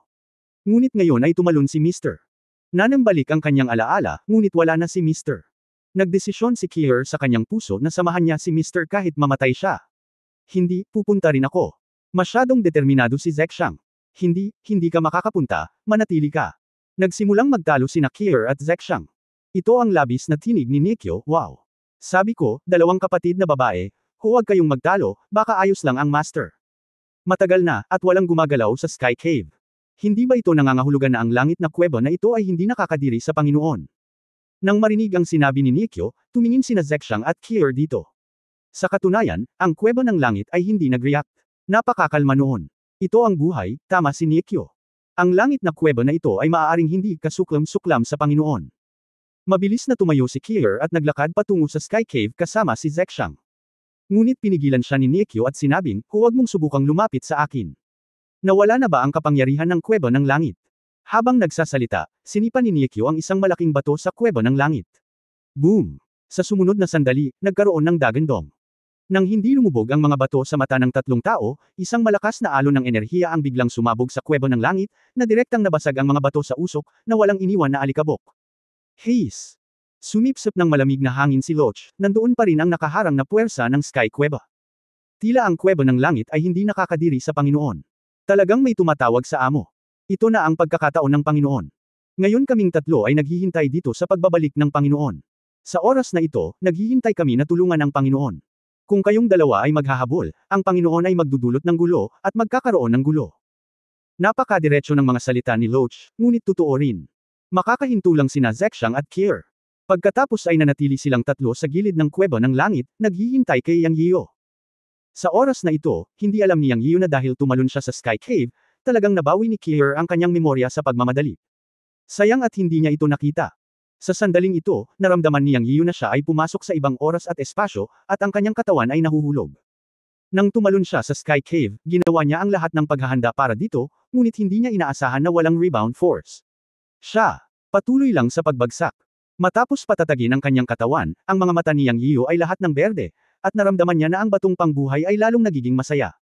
Napuno ng malakas na sigla ang kanyang buong katawan at patuloy na umaagos pababa. Hindi ko alam kung ilang oras na ang lumipas. Parang saglit lang pero parang maraming taon na rin ang lumipas. Sa wakas, sa isang tiyak na sandali, ang tanging berde sa kanyang paningin ay nawala, napalitan ng isang malabong puting halo. Matapos mag-adjust ang kanyang mga mata, nalaman niyang nagpakita siya sa ibang kapaligiran. Ito ay ganap na naiiba mula sa ilalim ng dagat na mundo ng Tianhe. Upang maging tumpak, ito ay isang silver void space. Parang walang katapusan. Walang umiral, wala. Ito ay mas katulad ng pagdating sa isang mundo ng Snow White Light. Walang langit at lupa, walang bundok at ilog, at kahit isang maliit na butil ng alikabok ay wala. Walang hangganan. Medyo katulad ito ng Dark Space World ng Black Lotus noon. Walang tunog o kung anuman. Pagtingin sa itaas, walang labasan o kung ano paman. Medyo natarante si Yang Yiyo. Ano ba itong lugar na ito? Isinusumpa niya ang sarili, ngunit may isang bagay na natitiyak niya, tiyak na bumababa siya pagkatapos tumalon sa kuweba ng langit. Ito ba ay nasa ilalim ng isang malaking bundok? Sa isip-isip niya. Pagkagalaw niya ay lumutang siya sa malayo. Pagtingin sa paligid, bukod sa puting mundo, wala talagang alikabok. Ito ay napaka hindi makatwiran.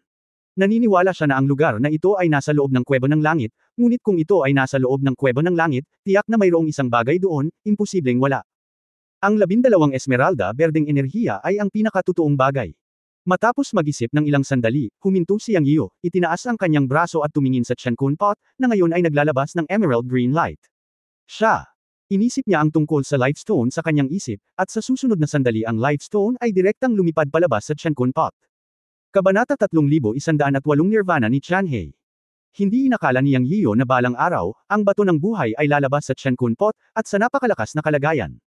Nang lumukso ang bato ng buhay, nagbago ang buong puting mundo. Ang mundong ito ay mas katulad ng isang dimensional na espasyo, nang walang pagkakaroon ng mga magazine na may kahulugan. Sa sandaling ito, nagsimula itong magbago ng kulay. Unti-unting naging berde, simula sa mapusyaw na berde at tuluyang naging madilim na berde. Ang bato ng buhay ay nasuspine sa kanyang harapan, nagniningning ng maliwanag, nasuspine at umiikot.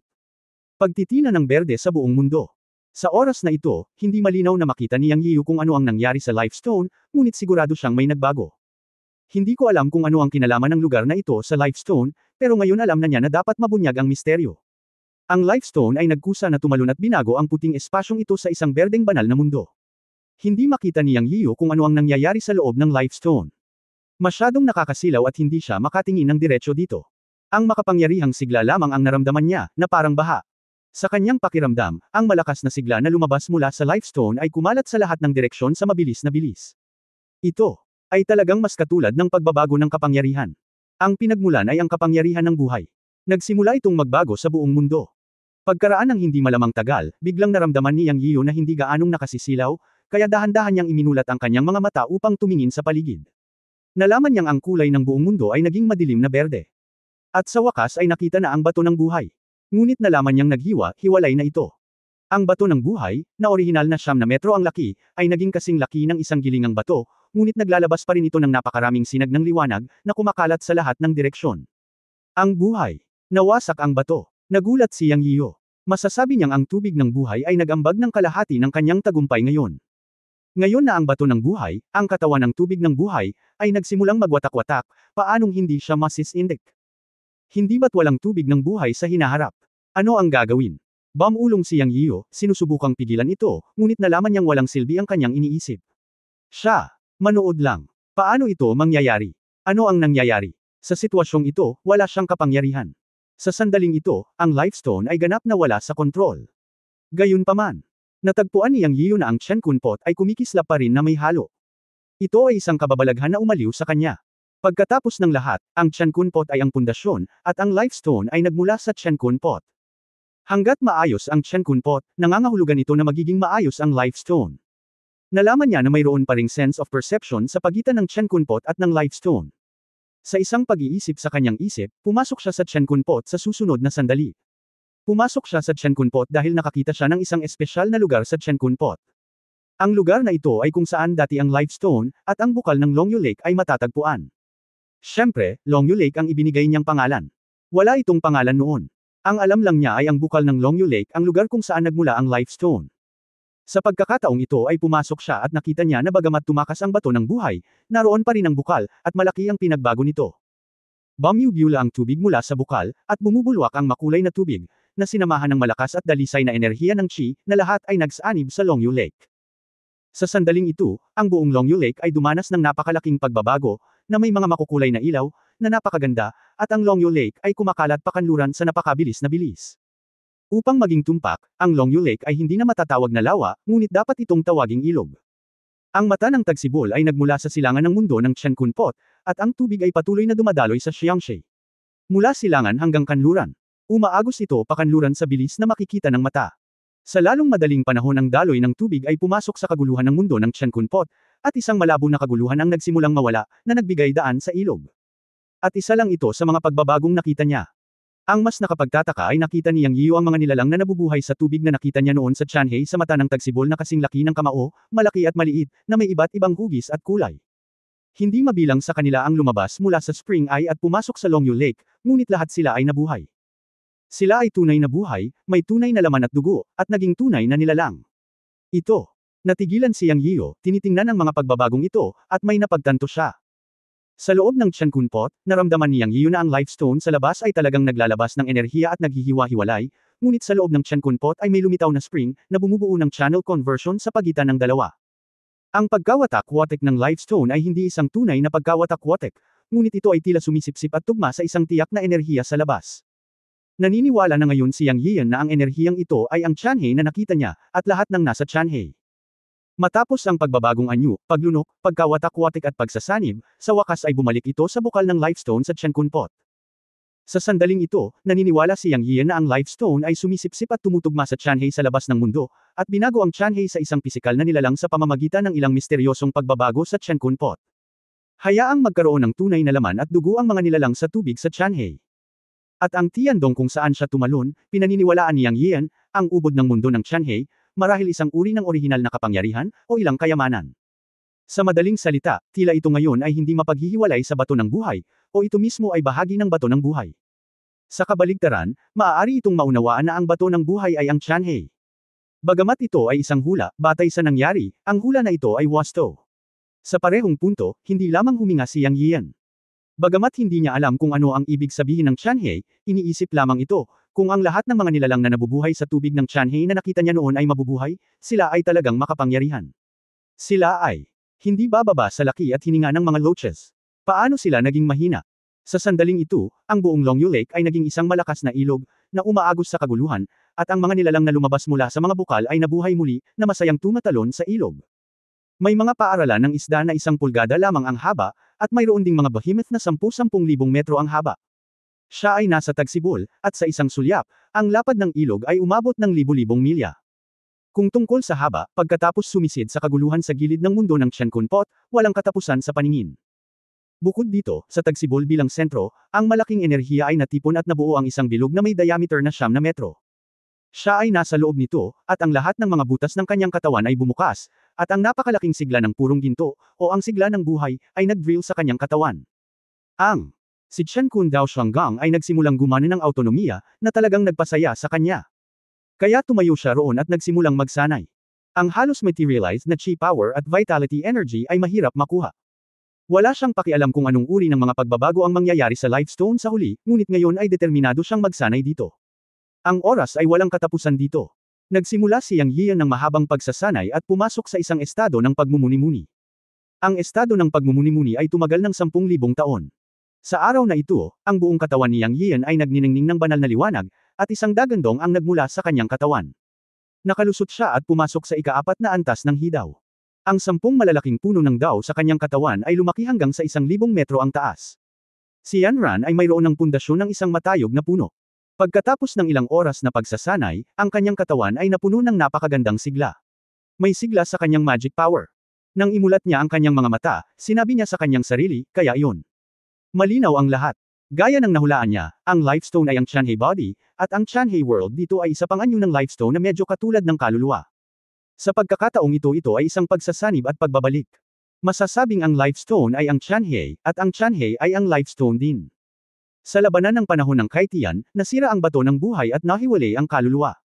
Ang eksenang ito ay isang uri lamang ng nirvana. Ang lahat ng ito ay ang impormasyong naramdaman niya mula sa tagsibol noong siya ay nagsasanay. Ang bato ng buhay ay hindi lamang nawala, ngunit umunlad. Sa sandaling ito, ang bukal ay umiiral pa rin sa kanyang harapan, na isang makukulay na bola na kasing laki ng kamao sa anyo ng daloy ng tubig. Ikanaway niyang Yiyo ang kanyang kamay, at ang bukal ay direktang pumasok sa kanyang katawan, at pumasok sa banal na buto ng Dao, at kahanay ng 10 malalaking puno ng Dao. Ang bukal ng buhay ay hindi lamang isang bukal, kundi isang malakas na puwersa sa mundo, ang kapangyarihan ng pinagmulan ng buhay. Ang Dragonfish Lake ay naging isang ilog, o mas angkop na tawagin itong ilog ng langit o ilog ng buhay.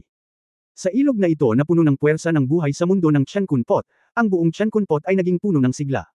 Nararamdaman niyang Yiyo na ang kaguluhan sa buong mundo ng Chenkunpot ay tahimik na lumalaki. Hindi mabilang na aquatic na nilalang ang lumitaw sa ilog, na siyang mga virtual na nilalang na nakita sa Tianhe noon, ngunit siya ang pagbabagong buhay ng mga nilalang ng Tianhe sa panahon ng pagbubukas ng kalangitan. Kung kailangan niya ito, lahat ng makapangyarihang aquatic demon sa Tianhe ay makakalaban. Ang kontrol ng Tianhe ay ang tagsibol ng buhay. Kinuha niya ito sa kanyang katawan.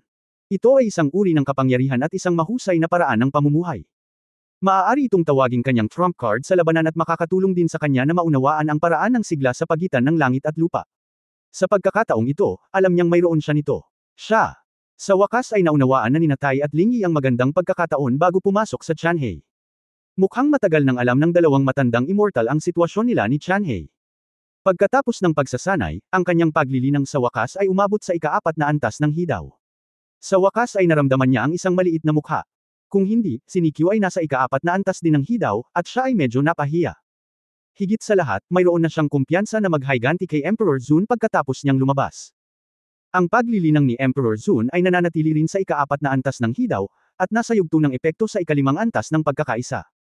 Gayunpaman, mahirap talagang sabihin kung nasa ang antas na si Emperor Zun, ngunit mayroon na siyang lakas na humamon. Sa isang pag-iisip sa kanyang isipan, lumabas siyang Yiyo sa palayok ng Chenkon. Ang labas ay berde pa rin, at ang buhay na bato ay nawala. Siyempre, hindi naman talaga nag-dissipate, pero naging spring. Sa oras na ito, alam niyang Yiyo na ang lahat ng nasa labas ay isang shell lamang sa isang shell. Dito, ang kuweba ng langit, ang mga bundok, ang ilalim ng ilog Tianhe, ang ilog Tianhe ay pawang isang shell nang siya ay pumasok. Dahil ang mahahalagang kapangyarihan ay naging bukal at pumasok sa kanyang katawan.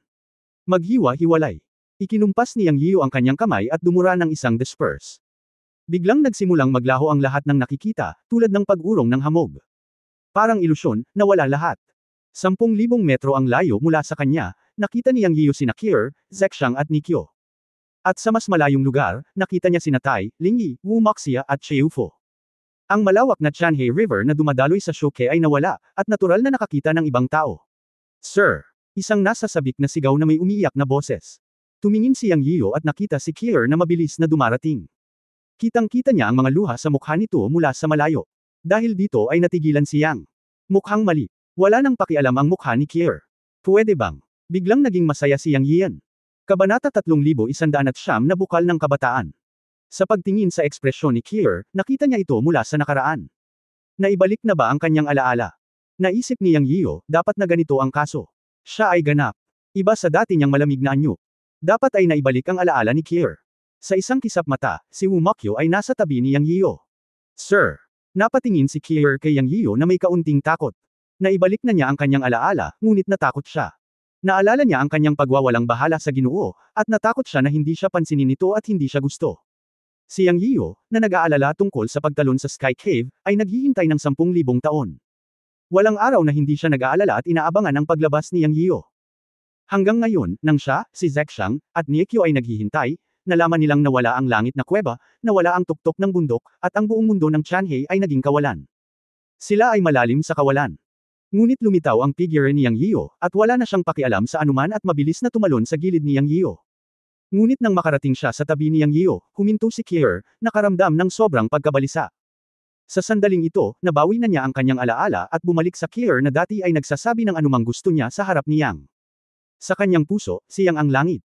Tiningnan ni Yang Yiyo ang pulang mata ni Kier at ang nakakaawang tingin, ngunit huminto 10 metro ang layo mula sa kanya at natigilan sandali. Ngunit sigurado siyang si Kier nga niya ang bumalik, at walang bahid ng lamig sa katawan niya. Kier, sir! Sumigaw si Yang Yiyo at nakatanggap kaagad ng tugon. Ngayon ay nakahinga na ng maluwag si Yang. Tumawa siya at sumugod kay Kier at niyakap ito sa kanyang mga bisig. Napakabuti at nakabalik ka. Mahinang sabi ni Yang Yiyo. Sa totoo lang, hindi niya gusto ang malamig na Kier noon. Maganda pa rin ang kanyang Kier. Sir, kasalanan ni Kier ang lahat. Sir, hindi mo na gusto si Kier, di ba? Tanong ni Wumakyo na may luha sa kanyang mga mata. Paano ito nangyari? Alam kong hindi ikaw ang magdedesisyon. Ngayon ay ayos na. Bumalik na ang alaala mo, ayos na ang lahat. Huwag kang masyadong mag-isip. Paanong hindi kita gusto? Hinding-hindi kita gugustuhin. Alam ni Yang Yiyo na si Kier ay isang taong itinatago ang lahat sa kanyang puso at mahiyain. Alam niyang nag-aalala ito na baka masaktan siya ng kawalang interes niya noon, kaya mabilis siyang bamulong para aliwin siya. Sa wakas, nasuyo si Kier. Sa katunayan, sa pagkakataong ito, ang nirvana ng bato ng buhay, o ang pagkakataon ni Chanhei, at ang maayos na paghahanap kina Zexang at Nikyu ay pawang salamat sa malamig na Kier na nagpumilit na manguna. Kung hindi, maaaring hinahanap niya sina Zexang at Nikyu saan man sa Chanhei, hindi pa banggitin ang nirvana ng bato ng buhay. In short, this time masaya ang lahat. Ang kanyang antas ng paglilinang ay umabot sa ika-4 na antas ng Hidaw, at natagpuan niya sina Zexang at Nikyu, at ang memorya ni Kier ay naibalik din. Lumapit din sina Zexang at Nikyu. Pagkatapos ay humiwalay si Yang Yiyo kay Kier. Tumingin si Loch kay Yang Yiyo na may kakaibang tingin, at bamulong, guro, ang iyong pamilya ay gumawa ng panibagong tagumpay. Sa mga mata ni Loch, ang cultivation ni Yang Yiyo ay pang-4 na antas na ngayon ng Hidaw, at ang tanging pagmamalaki sa kanyang puso ay nadurog. Hehe, bakit parang dismayado ka na nakalusot ako? Damilat si Yang Yiyo at tumingin kay Loch. Hindi, masaya ako para sa iyo, guro. Mabilis na umiling si Loch, at ngayon ay lubos na siyang kumbinsido. Sino ang maihahambing kay Yang Yiyo sa bilis ng paglilinang? Ganito naman dati, at mas lalo pa ngayon, kahit siya si Kunpang. Mag-isip ka, magpanggap na apo hanggang dulo sa hinaharap. Dati, nagawa siyang abusuhin ni Yang sa ikatlong antas ng Hidaw, at ngayon ay mas lalo pa. Pervert! Sigaw ni Loch sa puso niya. Let's go! Hindi pinansin ni Yang Yiyo si Loch. Lumapit siya at hinawakan ang kamay ni Zexang, kasama sina Kier at Zexang sa kaliwat kanan. Sa likod niya ay si Loch na nakahawak sa ulo niya. Matapos mawala ang Chanhei, ang Rabbit Lord at ang iba pa ay naghihintay sa malayo sa kawalan. Hindi nagtagal ay dumating si Yang Yian sa harap ni Tai at Ling Yi. Nang mawala ang buong Chanhei River, nakita ni Tai at Ling Yi si Yang Yian. Sinabi ni Tai kay Ling Yi, mukhang nakuha mo na. Oo, ito ay mas mabilis kaysa sa naisip ko. Sabi ni Ling Yi. Ito ay orihinal na bagay sa kanya, at ngayon ay bumalik sa kanyang mga kamay, ito ay tulad ng nararapat. Emosyon na sabi ni Tai. Sa tagsibol ng buhay sa kamay, sa wakas ay mapoprotektahan ng banal na Panginoon ang kanyang sarili. Hindi bababa sa hindi niya kailangang mag-alala na mahulog. Sabi ni Ling Yi. Sabi ni Tai. Na may inggit, sino ang nagsabing hindi? Iyan ang unang spring of life na isinilang sa panahon ng Kaitian, at ito ang pinagmulan ng daan ng buhay. Ito ang daan, ang kayamanan, ang batas, at ang daan ng batas. Upang maging tumpak, hindi dapat ito ang bukal ng buhay, ngunit ang bukal ng kawalang kamatayan. Ang isang patak ng tubig mula sa bukal ay maaaring gawing immortal ang mga mortal at maging mga immortal. Sabi ni Ling Yi. Nagsalita ang dalawa na may inggit. Sa isang kisap mata, dumating si Yang Yian sa harapan nila. Binabati kita sa banal na Panginoon para sa pagsulong sa susunod na antas. Binati ni Lord Rabbit si Yang Yian. Binabati kita sa banal na Panginoon para sa muling pagbawi ng Fountain of Youth. Nagsalita si Ling Yi. Narinig ni Yang Yian ang pagbati ng dalawa sa kanya, ngunit alam niyang alam na ng dalawang matandang immortal ang sitwasyon noon. Mukhang matagal na kayong may alam Tanong ni Yang Yian. Sa katunayan, gusto ng banal na Panginoon na marinig ito, kaya maaari kong sabihin sa banal na Panginoon mamaya. Sabi ni Ling Yi. Huwag kang magmadali, brat, oras na para umalis. Ang mga pagbabago sa God's domain ay malamang na alam ng ilang puwersa at ilang tao sa God realm. Lumabas ka at maghanda sa lalong madaling panahon. Bumalik si Lord Rabbit sa kanyang kaawa-awang hitsura. Sa sandaling ito, iginagalang niya si Yang Yian, ngunit hindi niya ito iginalang. Minsan ay tatawagan niya itong banal na Panginoon, ngunit mas madalas na sasabihin niya lamang na, boy, brat. Walang pakialam si Yang Yian tungkol dito. Anyway, alam niya sa kanyang puso na si Lord Rabbit ay tinutulungan siya ng taos-puso. Sa pagbabalik tanaw, si Lord Rabbit ay isa pa ring dakilang santo ng Hanyuan sa ilalim ng banal na emperador. Masasabi rin na siya ay kanyang nasasakupan, ngunit si Yang Yian ay hindi gustong humalili sa sinuman, at hindi rin niya gustong umasa sa sinuman. Gusto niyang maging sarili niya. Ang pagiging isang lalaki sa isang buhay ay ang kanyang prinsipyo. Wala nang iba. Hindi niya hihilingin kina Tuye at Ling Yi na magkaroon ng anumang saloobin sa kanya. At hindi siya nang ahas. Ang dalawang matandang immortal na ito ay totoong malalaking lalaki. Sila ay hindi madaling harapin. Sa kasalukuyan, maaari na lamang niyang igalang ang mga ito at hindi na siya makahingi ng anupaman. By the way, gaano ka katagal naghintay? Tanong ni Yang Yiyo. Naalala niya na nag-practice siya sa Tianhe sa loob ng 10,000 taon. Wala pang isang taon. Sabi ni Tuye. Ito ay talagang isang problema ng oras at espasyo. Noong una, gusto niyang sabihin kina Tuye at Lingyi ang tungkol sa Life Stone, ngunit pagkatapos pag-isipan ito, nagpasya siyang kalimutan ito. Ang dalawang matandang immortal na ito ay maaaring higit na nakakaalam kaysa sa kanya, at ang ilang mga lihim na pagmamay-ari niya ay dapat itago sa kanyang puso. Huwag na nating pag-usapan. Ang buhay na bato na nagiging buhay spring. Sa bibig ni Lingyi, tila ito ay tinatawag na walang kamatayang bukal. Malalaman natin ito mamaya. Tayo. Bumalik ka ngayon. Si Xiao Fengwang at ang iba pa ay naghihintay pa rin sa paglabas nila ni Hao Dudu mula sa retreat. Natagpuan din niya sina Kiher at Zexang Nikyo, at oras na para bumalik. Tara na. Nang iwagayway ni Tuye ang kanyang kamay, muling lumitaw ang isang space portal. Pumasok ang grupo dito. Nang muli siyang lumabas, nasa lugar na siya kung saan naghihintay sina Xiao Fengwang at Daor, at nakita ni Yang Yiyo ang maraming pamilyar na figure, kabilang si Hao Dudo. Halata namang lumabas na silang lahat. Kuya. Ang boses ni Hao Dudo ay kasing lakas ng isang kampana. Una niya itong nakita at tuwang-tuwa siyang sumigaw. Natawa din si Yang Yiyo. Karamihan sa maraming likas na hayop ng Yunmen sa mundo ng engkanto ay dumating na sa wakas. Kabanata 3110, pag-atake sa 33 langit na palasyo pagkalipas ng 1,000 taon. Sa wakas lumaki na ang brat, ngumiti si Yang Yiyo at sinuntok si Hao Dudo sa dibdib. Tuwang-tuwa rin si Hao Dudo na makita si Yang Yiyo. Bilang isang espiritong hayop na sumunod kay Yang Yiyo pagkatapos ng Daor sa Earth, ang kanyang landas ay mas mahirap kaysa kay Daor, ngunit siya ay nagsusumikap at hindi tumigil. Masasabing mas mahirap ang landas ni Hao Dudo kaysa kay Daor. Sa daan, natagpuan ni Hao Dudo ang tribo ng unggoy upang kilalanin ang kanyang mga kamag-anak at sambahin siya bilang isang Panginoon, ngunit nalaman niyang walang gaanong pagbabago sa huli. Siyempre, siya lang ang nakakaalam na ginawa niya ito dahil gusto niyang maging malakas na tao, iniisip na matutulungan niya si Yang Yiyo, at iniisip na maaari siyang maging kasing kusa ni Daor. Ngunit sa huli, ang distansya ay unti-unting lumayo, at iniwan pa niya si Yang Yiyo saglit. Nang maglaon, napagtanto niya na kung gusto niyang lumaki, kailangan niyang sundin ang mga yapot ng kanyang nakatatandang kapatid na si Yang Yiyo. Napatunayan ng mga katotohanan na tama siya. Pagkatapos umakyat sa God Realm, inayos ng Rabbit Lord na magsanay sila, sinabing sinusunod niya ang utos ni Yang Yiyo. Ngayon, sa muli niyang pagkikita, naging siya na talaga ang gusto niya. Siya ay pumasok sa ikatlong antas ng hidaw sa mga tuntunin ng paglilinang. Nabunyag ang talento ni Tang B8. Sa muli nilang pagkikita, sa wakas ay masasabi na niya sa kanyang kuya, I can help you now, at hindi na ako ang pumipigil sa iyo. Kuya, niyakap ni Hao Dudo si Yang Yiyo. Lumaki ka na rin. Niyakap ni na Yang Yiyo at Hao Dudo ang isa't isa. Sabay lingon sa buong lugar, at marami sa mga matandang subordinate niya ang nandoon. Sina Zi Huang, Xing Yu, Waxing Rat, at maging ang Snowcat ay nasa isang malaking itim na masa, na nagpapaalala kay Yang Yiyo ng eksena ng pakikipaglaban sa mas mababang mundo. Nakakalungkot lang na hindi kasing ganda ng hidaw ang cultivation ni Zi Huang, pero medyo maganda. Ang bawat isa sa kanila ay nasa ikalima at ikaapat na antas ng mga panuntunan ng Heavenly Dao, at ang pinakamasama ay nasa primary level ng Heavenly Dao. Meron libu-libong malalaking halimaw, at ang tanawin ay kahanga-hanga. Para naman kay Hao Dudo, iba talaga ang batang ito sa nakaraan. Karapat-dapat siya sa bloodline ng Tang B8, at isa siya sa mga dakilang santo sa bibig ng Rabbit Lord. Siya ay nasa parehong antas ni Daor at Xiao Fengwang.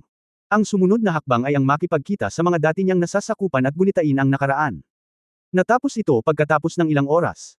Pagkatapos nito, nag-utos si Yang Yiyo na bumalik sa God Realm ng Yunmen.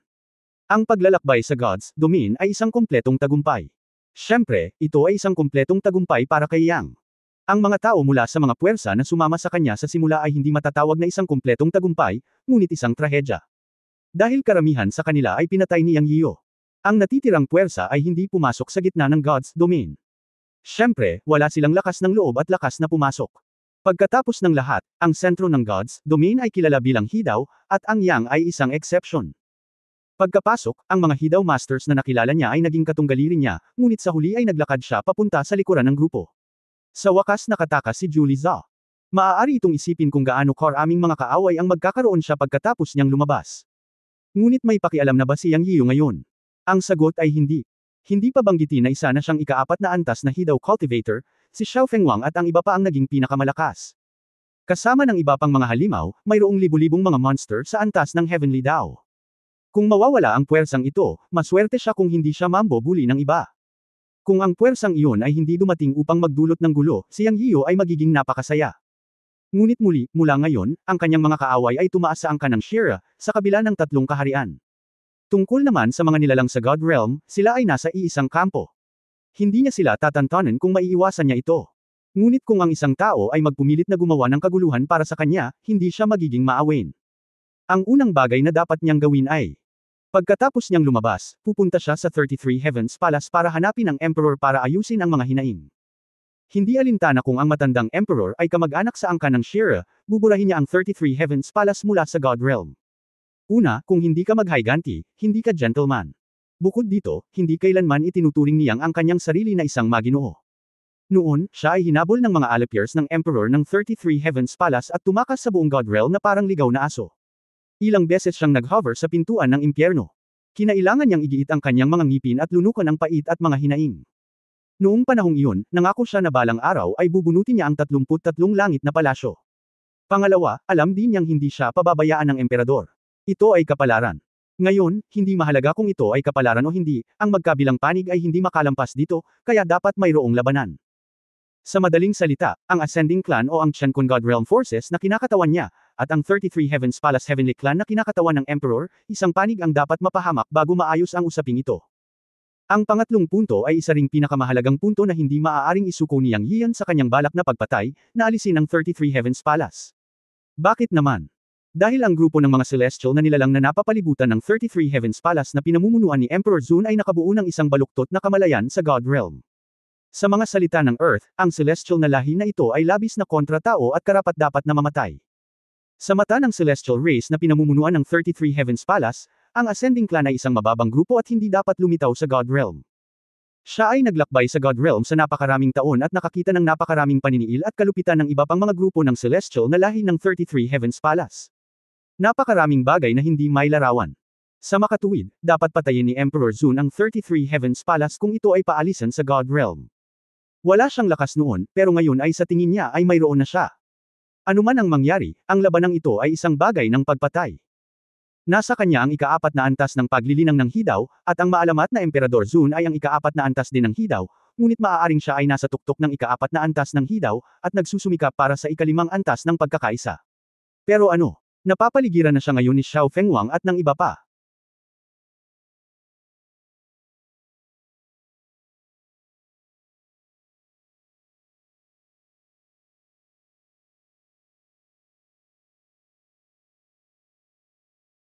Sa mga salita ng Rabbit Lord, lahat sila ay mga dakilang santo sa ilalim ng upuan ng banal na emperador noong panahon ng Kaitian. Ano ang dapat katakutin? Pagkaraan ng 3 araw, pinangunahan ni Yang Yiu ang lahat pabalik sa mundo ng Yunmen Divine Realm. Ang pagbabalik ng maraming matatandang nasasakupan at mga kamag-anak at kaibigan ay naging masigla sa buong Yunmen. Ang unang bagay na ginawa ni Yang Yiu ay ang pagbukas ng mundo ng Yunmen Divine Realm mula sa isang nakatagong estado, at natagpuan ang tuktok ng Dongfang Mountain sa God Realm Ascension Mountain Range bilang pundasyon ng Yunmen Divine Realm. Dito rin siya magtatago sa hinaharap para itatag ang Holy Dao Heaven. Ang pagpapalam sa Yunmen Divine Realm pansamantala ay isang senyales sa puwersa ng God Realm. Sa katunayan, nang lumitaw ang Cloud Gate Divine Realm sa Feisheng Mountain, ang buong God Realm ay nagkagulo. Ang kapangyarihan ng Chenkun God Clan na kinakatawan ng Cloud Gate ay ganap na napunta mula sa dilim patungo sa liwanag. Inilarawan nito ang pagtaas ng Cloud Gate at ang pagsisikap ng Chenkun God Clan. Ito. Inilarawan din na malapit na ang mapagpasyang labanan sa 33 Heavens Palace. Inihayag pa ni Yang Yiu sa labas at loob na sasalakayin niya ang 33 Heavens Palace pagkatapos ng 1,000 taon. Nang lumabas ang balitang ito, ang buong God Realm ay nagkakagulo. Ang kakaiba ay ang 33 Heavens Palace lamang, ang partidong kasali, ang nanatiling tahimik ng walang anumang tugon, ngunit may nakakita na ang malalakas na lalaki na nakakalat sa labas ng 33 Heavens Palace ay nagsimulang bumalik ng isa-isa. Nangangahulugan ito na ang magkabilang panig ay nagsisimula ng maghanda para sa isang mapagpasyang labanan. Sa mundo ng Cloud Gate Divine Realm, pagkatapos na bumalik si Yang Yiu, pagkatapos makilala ang kanyang pamilya at mga kaibigan, inihayag niya na lalabanan niya ang 33 Heavens Palace para mahanap ang Emperor para sa isang mapagpasyang labanan pagkatapos ng 1,000 taon, at pagkatapos ay napunta siya sa pag-iisa. Dahil lalaban siya sa emperador, natural na kailangan niyang maghanda. Ang pagiging malakas ay hindi nangangahulugan na hahamakin niya ang emperador. Pagkatapos ng lahat, ang emperor ay kilala bilang ang pinakamalakas na tao sa modernong mundo ng God Realm, syempre, ito ay nasa ibabaw. Ngunit mas alam ni Yang Yian. Posibleng ang emperor ay may kaugnayan sa Shire clan, kaya kailangan niyang maging mas maingat. Kaya naghanda siya ng 1,000 taon, at nais din niyang maunawaan ang puso ng langit sa loob ng 1,000 taon. Sa pamamagitan ng langit na puso sa kanyang katawan, siya ay may kumpiyansa, at ito ang susi sa kanyang paglilinang, at ang susi sa kanyang hinaharap na kaliwanagan. Sa mga salita ni Ling Yi, ang Heavenly Heart ang pundasyon para maging matatag kang tao. Napakahalaga na maunawaan ang puso ng langit at isagawa ito. Sa mundo ng mga Diyos, nakuha lang niya ito, ngunit hindi niya ito inintindi ng mabuti. Siyempre, bilang karagdagan sa Heavenly Heart, mayroon ding na-upgrade na bersyon ng Life Stone, Spring of Life, o Fountain of Youth, na isa rin sa mga susi na maaaring maging pinakamalakas sa kanya. Kailangan din niyang magsanay at umintindi. Mayroon ding Palm of Heavenly Punishment, isang kabuuang tatlong palad ng pagsasanay.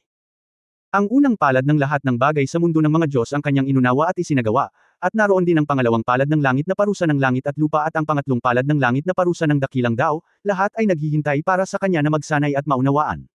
Ito ay isang napakalakas na umaatake na mahiwagang kapangyarihan. Sa pagkakataong ito ay susubukan niyang isagawa ang pangalawang palad ng langit na parusa ng langit at lupa. Kung may sasanay niya ito, mas magiging kumpiyansa siya kapag nakita niyang lumalaban ang emperador. Bilang karagdagan, sa totoo lang, masyadong mabilis ang pag-unlad ng kanyang cultivation level, at masasabing hindi masyadong matatag ang kanyang pundasyon.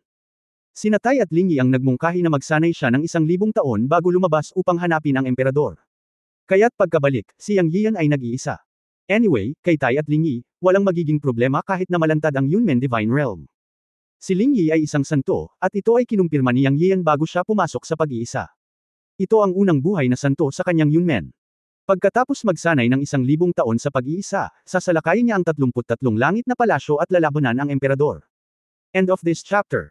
Pahingi naman ng like, share at subscribe mo na rin para updated ka sa susunod na kabanata. Salamat.